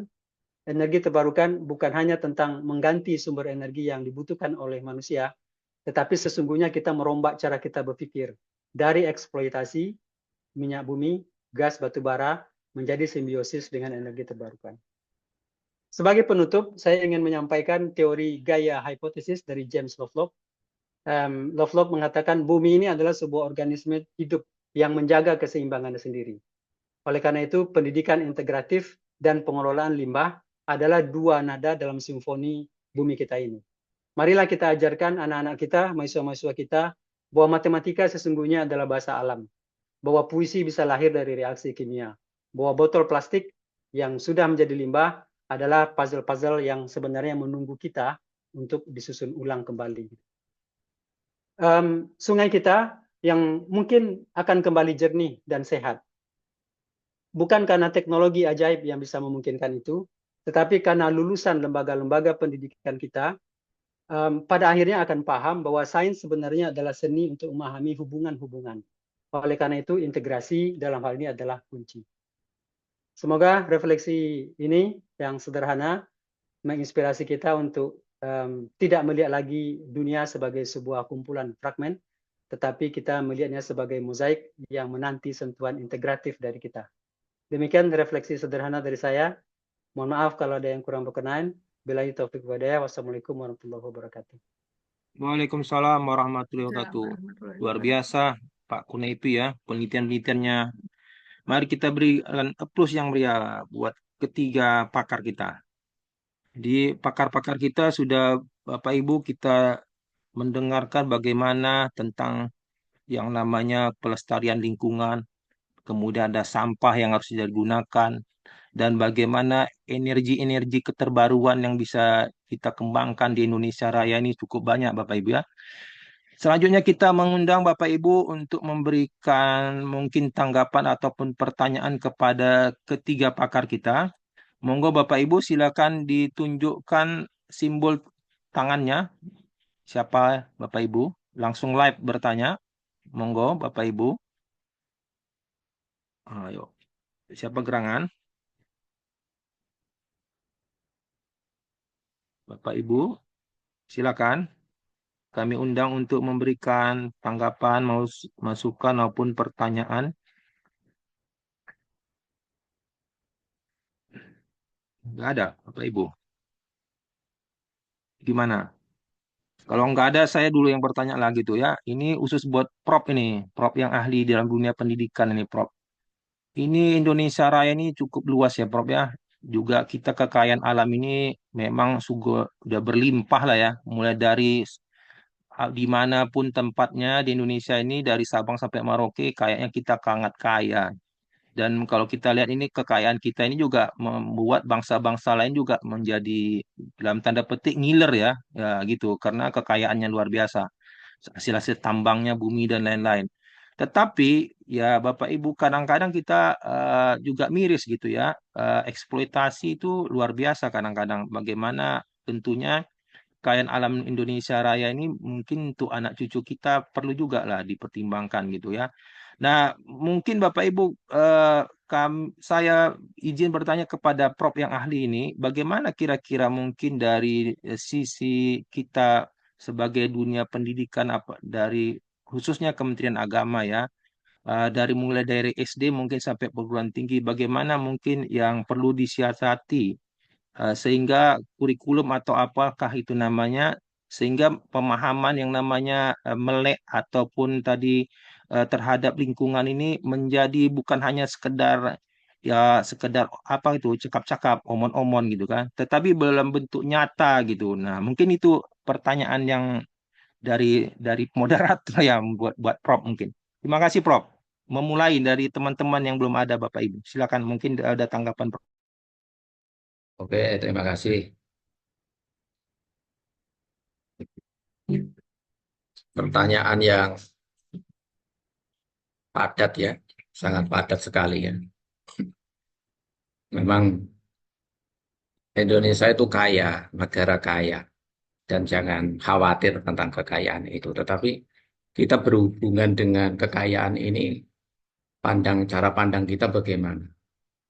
Jadi seperti pandangan Nasr itu ya, pandangan manusia terhadap alam itu bagaikan berhubungan dengan para pelacur yang tidak ada tanggung jawab di situ, tidak ada tanggung jawab sebagai ya manusia yang harus bertanggung jawab gitu.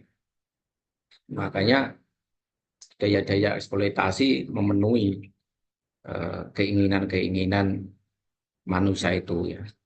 Oleh karena itu pendidikan itu harus eh, apa namanya melakukan olah rasa ya, olah rasa. Jadi bukan kepada knowing saja, having saja, tetapi sampai kepada feeling.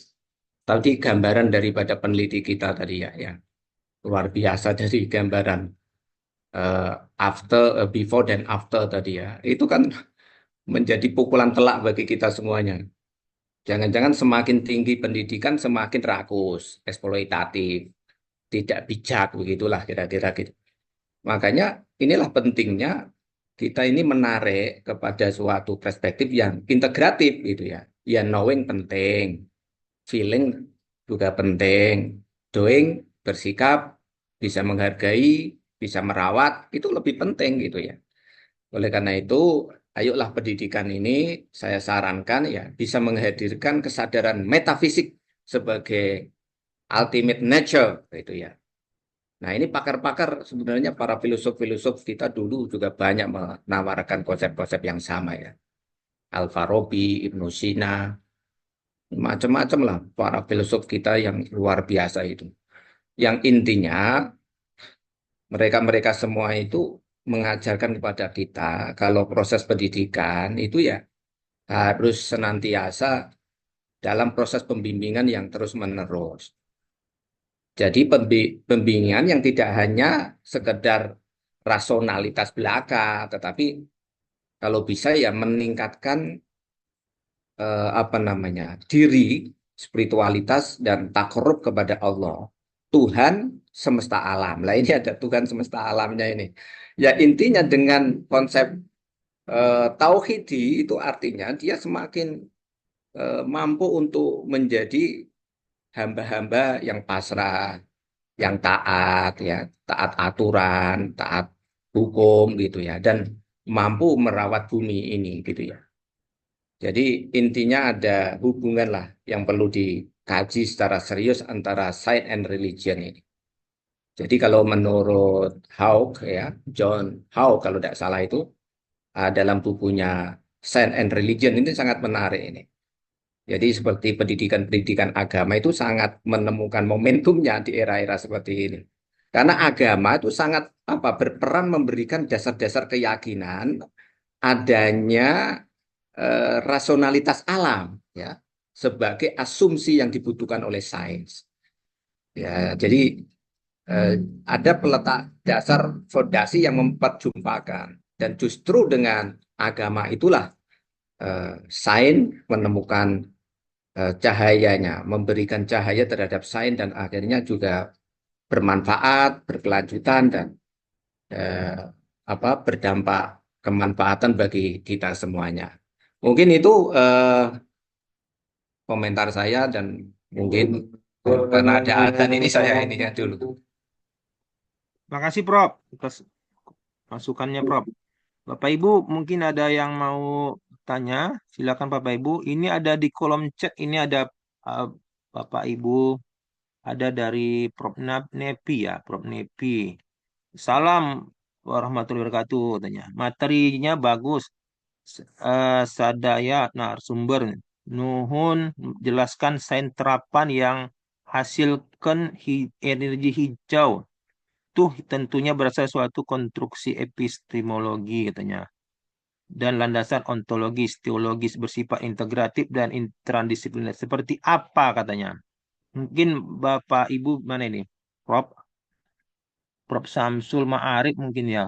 Karena ada gimana nih Prof?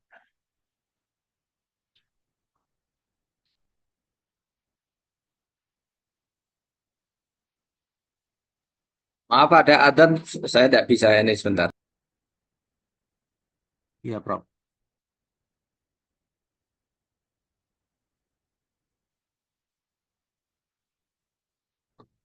Oke, sementara menunggu Prof. Samsul Ma'arif memberikan tanggapan, silakan ini Ibu ya, Ibu Puspo ya. Silakan Ibu, monggo langsung hidupkan kameranya Bu. Silakan Ibu Puspo atau Bapak Puspo nih. Silakan Mbak.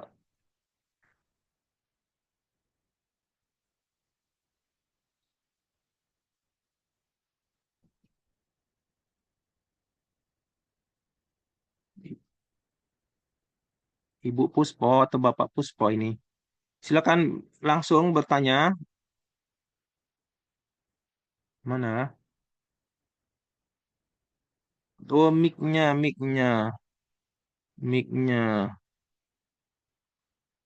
Sebentar ya. Ya, terima Sudah kasih. bisa kan? Ah, Oke. Mohon izin bertanya Bapak terkait dengan mungkin tadi dipaparkan oleh tiga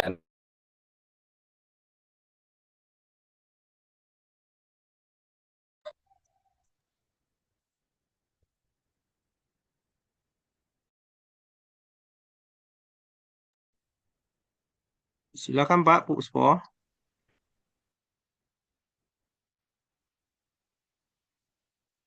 Mana suaranya Pak? Mic-nya dihidupkan Pak.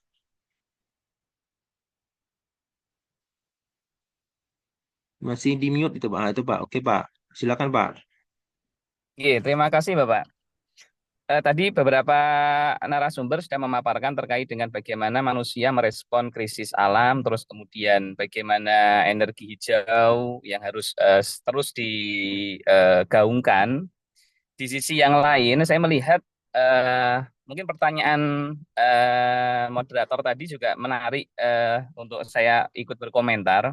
Kebetulan di samping kanan kiri saya ini ada sungai yang melintas dan eh, sangat relate sekali dengan apa yang disampaikan narasumber ketiga tadi, yaitu kejernihannya itu sudah hilang dimanapun.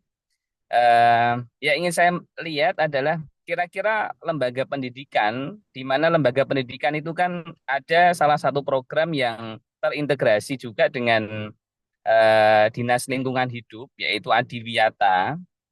Terus yang selanjutnya juga terkait dengan kebijakan terbaru Kementerian Agama, di mana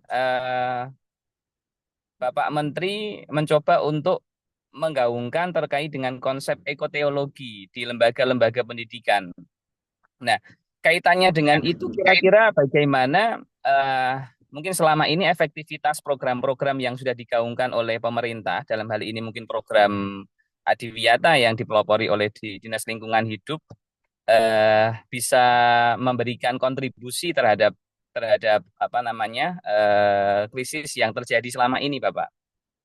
Selain itu mungkin integrasi dengan konsep-konsep Islam, di mana tadi Pak Menteri Agama menggelontorkan terkait dengan kebijakan ekoteologi itu sejauh mana Bapak? Mungkin mohon pencerahannya terkait dengan hal tersebut, khususnya di Indonesia.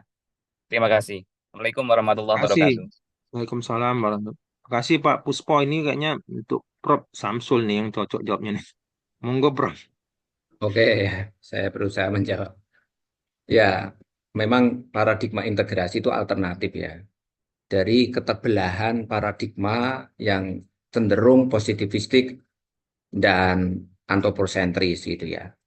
Antroposentris itu manusia nampaknya pingin menguasai lah ya pada titik tunggal dan melihat alam ini pada tataran angka-angka positivistik dan dalam bentuk realitas independen dan otonom. Nah, ini bahaya kalau tidak diimbangi dengan paradigma-paradigma integrasi. Nah, pertanyaan-pertanyaan eh, dari Bapak Ibu semua tadi menarik dan ingin upaya untuk adanya semacam integrasi. Uh, Bentuk daripada integrasi ini menegaskan bahwasanya dunia itu memiliki sebuah daya-daya alamiah ya seperti gelombang nuklir, elektromagnetik ya kan, kemudian apa? Adanya gravitasi misalkan ya. Nah, ini dulu dalam pandangan para filosof ya, para Muslim kita seperti kalau kita mengkaji ya seperti Al-Farabi, Ibnu Sina, Ibnu Rus dan lain-lain ya. Itu selalu dikaitkan dengan daya-daya kosmik, samawi dan transenden. Nah, ini yang sekarang ini nampaknya banyak pudar atau tereduksi di dalam kurikulum-kurikulum kita ini ya. Jadi kita ini menghadirkan sebagai manusia yang gopeng ya, manusia yang ya terpolarisasi, tidak utuh lah ya. Padahal kita ini hidup di dalam sebuah kosmos yang notabene dia ya dari alam, yang dari bahasanya saja dari alam, ilmu dan apa itu ya, alamah, yang dimana penuh tanda-tanda yang perlu dikaji. Tanda-tanda yang sistemik, integratif tentu saja supaya tidak benturan dan menghadirkan totalitas kita sebagai tadi ya hamba sebagai khalifatullah fil ard begitulah kira-kira. Nah, kebijakan-kebijakan kementerian kita itu saya pikir sebagai alternatif ya, memberikan suatu alternatif, menjumpakan begitu ya. Kita tahulah paradigma atau genealogi paradigma integrasi ya, meskipun dengan cara pandang yang berbeda, ada yang namanya integrasi, ada cross disiplin, ada interkoneksi, tetapi semuanya menjadi suatu daya tarik untuk menjumpakan dari berbagai macam cara pandang itu. Itulah kira-kira ya. Nah, di situ ya perlu disadari bahwasanya dengan manunggaling kawula Gusti kalau istilah perspektif di Jawa ini kita harus manunggaling kawula Gusti ya dalam filosofi Jawa itu. Ya, kita hidup di dalam suatu kosmos yang terdiri dari apa disebut dengan jagat cilik dan jagat gede. Jadi makrokosmos dan mikrokosmos gitu ya. Alam semesta ini dianggap sebagai jagat gede dan manusia itu sebagai jagat cilik ya gitu ya. Nah, ini perlu ada keselarasan dan keseimbangan untuk menuju harmoni dan sustainabilitas kita ini. Janganlah kemudian kita ini menjadi adigang, adigung, adigulo dan menjadi malapetaka.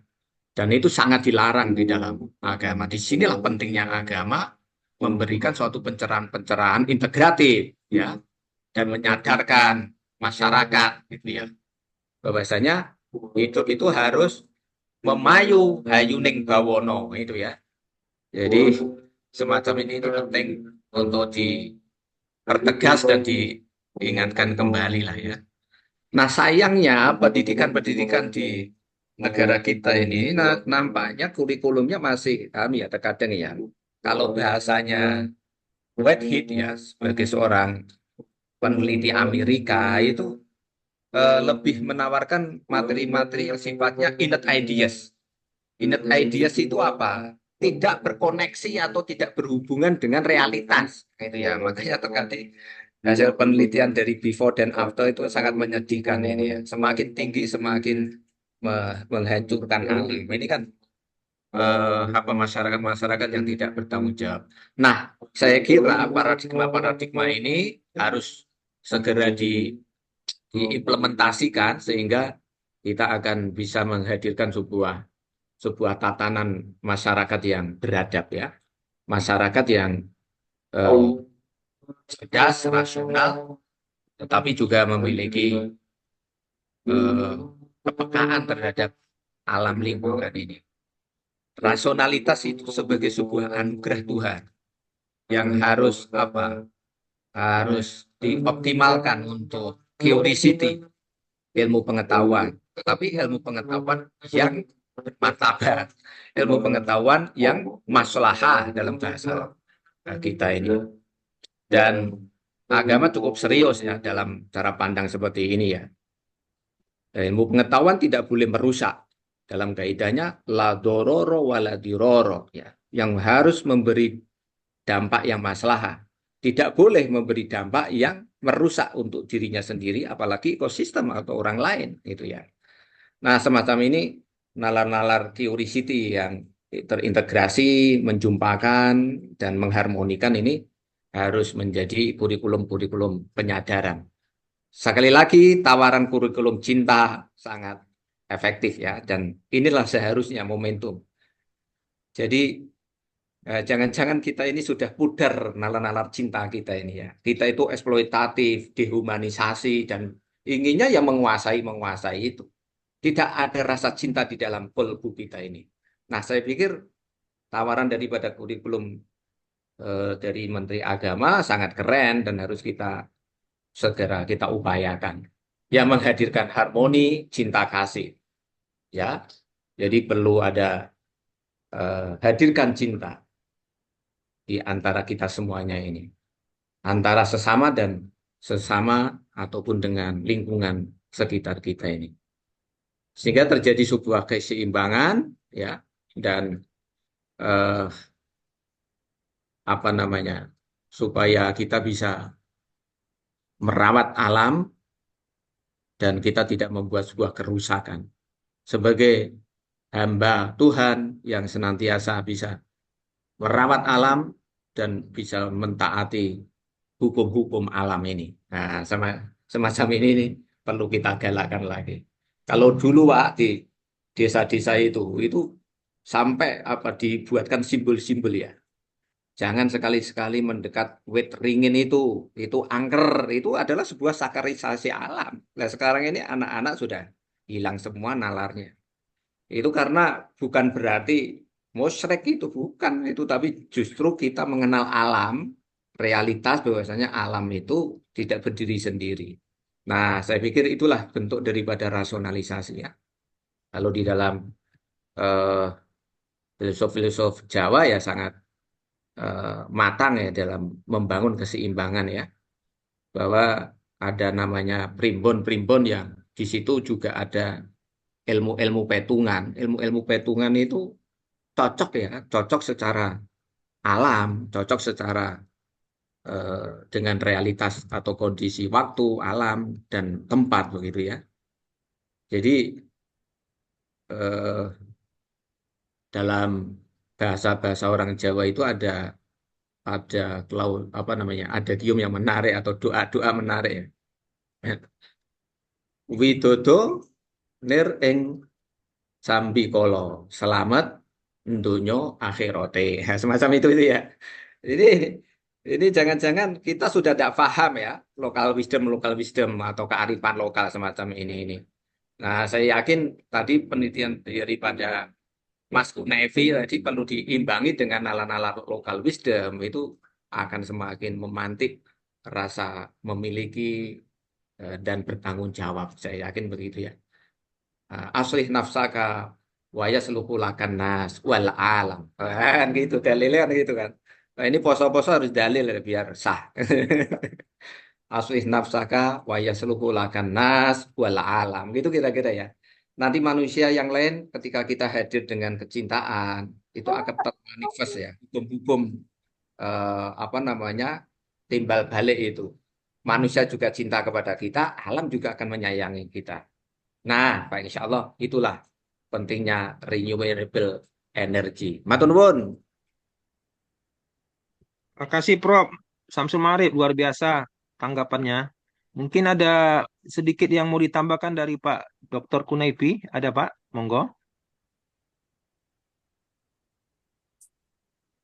Saya pas dulu, Pak Dokter, karena itu Oke. di luar kemampuan saya menjawabnya Oh nih. ya, atau Prof. dari Samsul Ibu yang pas memang. Sulistiana. Ada yang mau ditambahkan Ibu? Ibu Sulistiana? Tak ada? Nggak ada, saya rasa sudah cukup jelas dari Prof. Samsul Ma'arif, Pak. Wah, luar biasa ya. Jadi Bapak Ibu ada satu yang mau bertanya, pertanyaan terakhir sebelum kita closing karena masih ada waktu kita sedikit lagi Bapak Ibu. Mungkin ada. Boleh Pak, saya Pak. Ya, silakan Bu. Monggo. Live langsung. Oke. Pak, saya perkenalkan nama saya Dian Mursita. Saya dari UIN Suska. Saya ingin bertanya dengan Bapak Dr. Kunaifi tentang energi terbarukan ini. Jadi kita tuh saya mau nanya tentang sebenarnya kan Pak, bagaimana caranya kita ini ada apa namanya tuh strategi khusus nggak sih Pak mengenai tadi melihat banyaknya apa namanya tuh implementasi kepada masyarakat tadi kan strategi sosialisasi yang efektif kalau karena kan yang namanya masyarakat ini menerima perubahan itu apalagi yang bersifat teknologi yang sifatnya baru gitu kan gimana cara sosialisasi yang baik, pendekatan yang baik itu. Kadang-kadang kita memberitahukan, oh ini bagus loh, belum tentu diterima oleh masyarakat kan gitu. Nah, kenapa? Karena ini kan berhubungan juga dengan nantinya perawatan gitu kan, alatnya kalau nggak di-maintenance dengan baik, nanti ujung-ujungnya malah jadi rusak dan akhirnya fungsinya tidak tercapai gitu kan. Karena saya banyak juga melihat bahwa kadang-kadang ada bantuan yang sangat besar sekali dari negara mana, tetapi pada faktanya di lapangan alat-alat itu ternyata tidak berfungsi dengan baik karena kurangnya edukasi atau sosialisasi gitu. Itu yang pertama. Yang kedua yang sederhana aja Pak, kira-kira menurut Bapak apakah energi terbarukan ini akan memang bisa menggantikan Pak nanti ujung-ujungnya energi fosil ini Pak, seperti apa begitu Pak. Terima kasih. Terima kasih Ibu Dian. Silakan Pak Dr. Kunaipi memberikan tanggapannya. Baik. Terima kasih banyak pertanyaannya Bu Dian. Jadi sebenarnya kita bisa diskusi di ruangan lain. Tapi mungkin karena Budian sudah ada di ruangan ini, nggak apa saya. Ini pertanyaan yang menurut saya sangat relevan dan penting ya, pertanyaan ini. Jadi Budian menanyakan apakah ada strategi khusus untuk mengimplementasikan energi terbarukan ini, karena beliau melihat ada banyak kegiatan-kegiatan pembangunan sistem energi terbarukan yang kemudian mangkrak. Jadi kalau kita bicara strategi, sebenarnya ilmunya justru berada dari ilmu Pak Samsul, Profesor Samsul gitu. Karena ketika kita ingin menyampaikan sesuatu kepada masyarakat, kemudian kita ingin masyarakat memahami itu, maka kita tidak akan lari dari taksonomi Bloom. Taksonomi Bloom yang sudah direvisi ya. Jadi kita tahu bahwa mulai dari bagaimana kita mengingat, kemudian bagaimana kita memahami, mengimplementasikan. Nah, ketika kita sudah tiba di tahap mengimplementasikan atau aplikasi, itu biasanya kita sudah mulai naik ke tahap yang cukup tinggi dari pemahaman masyarakat. Apalagi kalau masyarakat kemudian sudah bisa mulai menganalisis, mengevaluasi, dan pada akhirnya mereka akan bisa menciptakan solusi sendiri dari persoalan mereka sendiri. Nah, kalau ini dikaitkan dengan kegiatan pengabdian masyarakat, kita selalu berpandangan bahwa energi, terutama energi terbarukan, sebenarnya hadir sebagai solusi dari permasalahan yang ada pada masyarakat. Oleh karena itu, kita memang berbasis masalah. Jadi kita pertama kali perlu mencari tahu dulu sebenarnya apa masalah yang ada di dalam masyarakat terkait dengan energi ini gitu ya. Dan masalah itu tidak bisa kita potret dari jauh, dari kota, tetapi masalah itu hanya masyarakat yang bisa memformulasikannya untuk kita. Peran kita paling adalah untuk menstimulus, mendampingi mereka supaya mereka terbantu dalam memformulasikan masalah. Tapi kita sebagai pengabdi bukan pada pihak yang bisa memformulasikan apa masalah. Begitu juga ketika masalah itu kemudian kita coba untuk transformasi menjadi solusi. Solusinya juga tidak datang dari kita. Solusinya juga datang dari masyarakat. Karena apa? Karena masyarakat yang tahu apa potensi yang mereka miliki, apa keinginan-keinginan mereka dalam mengatasi masalah ini. Jadi kita dari jauh tidak bisa memotret, mengatakan, oh kalian masalahnya ini, oleh karena itu solusinya dari kami adalah ini, nggak bisa. Itu bukan, menurut pendapat saya itu bukan cara yang baik untuk menyelesaikan masalah terkait dengan energi ini. Nah, karena kadang-kadang proses itu tidak dilalui, maka bantuan-bantuan, kemudian proyek-proyek terkait energi terbarukan itu wajar saja jika mangkrak. Karena mungkin banyak faktor. Salah satu faktor adalah keterlibatan masyarakat yang minim. Kadang-kadang pihak pemilik proyek menelepon kepala desa, lalu tolong disiapkan lahan 1,5 hektar karena kami membuat pembangkit listrik tenaga surya di situ. Kemudian datang kontraktor membangun, setelah membangun kontraktornya pulang gitu. Dan itulah yang paling banyak terjadi. Saya sendiri punya pengalaman. Pada suatu ketika saya pergi ke sebuah desa yang sangat terpencil. Untuk sampai ke sana harus pakai mobil 4x4, perjalanan 4 jam. Di sana itu ada pembangkit listrik, ada pompa air tenaga surya. Dan itu sudah 7 tahun lamanya. Dari kunjungan kami menemukan bahwa dari Pak Sekdesnya bercerita bahwa sebenarnya pembangkit listrik itu tidak pernah berhasil. Jadi di desa itu memang sangat sulit air, hanya ada satu sumur, kemudian dipasang pembangkit pompa air tenaga surya di sana, tetapi tidak berhasil karena pendekatannya tidak melibatkan masyarakat. Pada saat peresmian, mereka menyewa genset.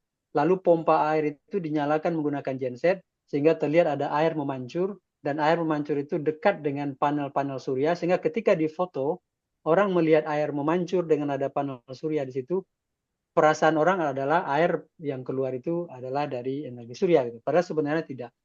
Jadi tidak pernah beroperasi sekalipun. Dan betul seperti kata Budian, ada banyak sekali proyek seperti itu di Indonesia ini. Dan saya sudah mengunjungi belasan dari itu. Gitu. Pertanyaan yang kedua adalah apakah energi terbarukan bisa menggantikan suplai energi yang sekarang ini?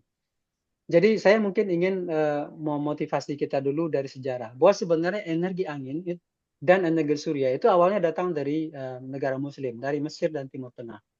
Orang-orang di Sungai Nil yang pertama kali menggunakan energi angin untuk menggerakkan perahu. Kemudian orang-orang di Timur Tengah yang pertama kali menggunakan energi surya untuk membuat parfum. Nah, Indonesia sebagai negara yang banyak sekali Muslimnya memiliki keanekaragaman hayati yang luar biasa. Sebenarnya kita ini bisa menggeser posisi Arab Saudi dalam percaturan bahan bakar dunia. BBM, bahan bakar dunia itu datang dari sumber yang tidak terbarukan dari dalam perut bumi pertiwi. Dan semakin diambil, semakin sedikit. Tidak mungkin semakin banyak, kecuali temukan cadangan yang luar biasa. Semua statistik di semua negara mengatakan bahwa produksi minyak mereka turun. Gitu. Sementara itu di atas bumi kita ada banyak sekali. Sesuatu yang bergula, apapun namanya, tumbuhan yang bergula, itu bisa diubah menjadi bioetanol, bisa diubah menjadi etanol, sehingga dan itu sama dengan itu bisa digunakan sebagai bensin dengan sedikit modifikasi. Jagung itu memiliki gula, kemudian tebu memiliki gula, beberapa jenis sorghum itu memiliki gula, semuanya itu bisa diubah menjadi bahan bakar bensin. Dan segala tumbuh-tumbuhan yang memiliki lemak, apakah itu jagung memiliki lemak, apakah itu sawit, kemudian jarak pagar, dan lain-lain. Itu semuanya bisa diubah menjadi solar atau menjadi genset, apalagi rumput laut yang memang isinya hanya lemak belaka. Jadi kalau kita menggunakan itu, kita bisa menggantikan bensin dan solar itu dengan energi terbarukan. Nah, dari segi waktu sudah saatnya. Karena apa? Karena bahan bakar fosil sudah mau habis. Dari segi ekonomi juga sudah saatnya, karena bahan bakar fosil makin lama makin mahal. Dan kita memperkirakan, sudah memodelkan, pada tahun 2030 nanti, paling tidak 1 liter Pertalite itu harganya akan sekitar Rp25.000 per liternya. Jadi waktu sudah saatnya, ekonomi sudah saatnya. Pertanyaan sekarang adalah politik. Apakah politik berpihak kepada itu? Gitu. Nah, saya tidak melihat sesuatu yang terlalu cerah dalam politik, tetapi sebagai akademisi kita memang harus melihat, kita harus selalu moving forward, terutama dalam mengembangkan energi terbarukan ini. Dan tentu saja dari kita juga harus mulai dari kita sendiri, bagaimana kita sudah mulai menghemat energi di rumah kita, perlahan kita menggunakan energi terbarukan juga. Terkait dengan itu, dan kaitannya secara umum dengan lingkungan hidup, mungkin kita perlu sering-sering bertanya kepada diri kita secara pribadi. Kapan sebenarnya terakhir kita ngomel? Karena kota kita ini banjir. Kapan terakhir kali kita ngomel? Silakan kita jawab di dalam hati kita. Kemudian ajukan pertanyaan kedua. Kapan pula terakhir kita membuang sampah tisu atau kulit buah dari jendela mobil kita? Mudah-mudahan jawaban ini bermanfaat dan kalau tidak puas nanti kita bisa teruskan offline, Bu Lian. Terima kasih Bu Dian, terima kasih Pak Moderator. Terima kasih para narasumber kita hari ini luar biasa ya. Terima kasih Prof. Samsil Marit ya atas jawabannya, Pak Dr. Kunaidi atas jawabannya, dan Ibu Sulistiana terima kasih banyak atas masukan-masukannya luar biasa Bapak Ibu. Mungkin Bapak Ibu bisa nanti dikembangkan menjadi tindak lanjut satu penelitian ya. Bapak Ibu, jadi waktu juga lah yang memisahkan kita Bapak Ibu ya.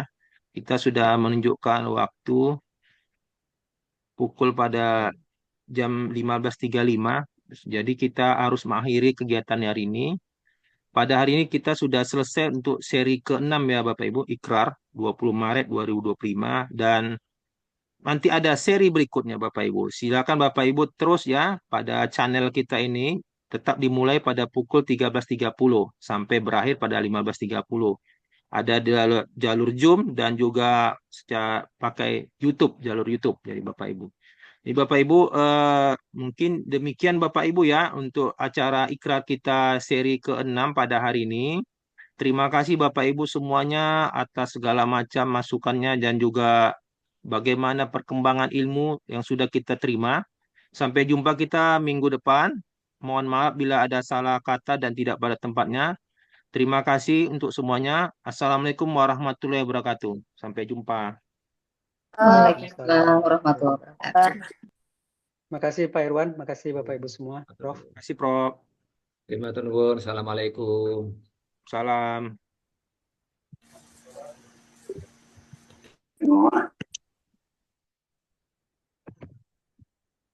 Assalamualaikum. Sim. Les.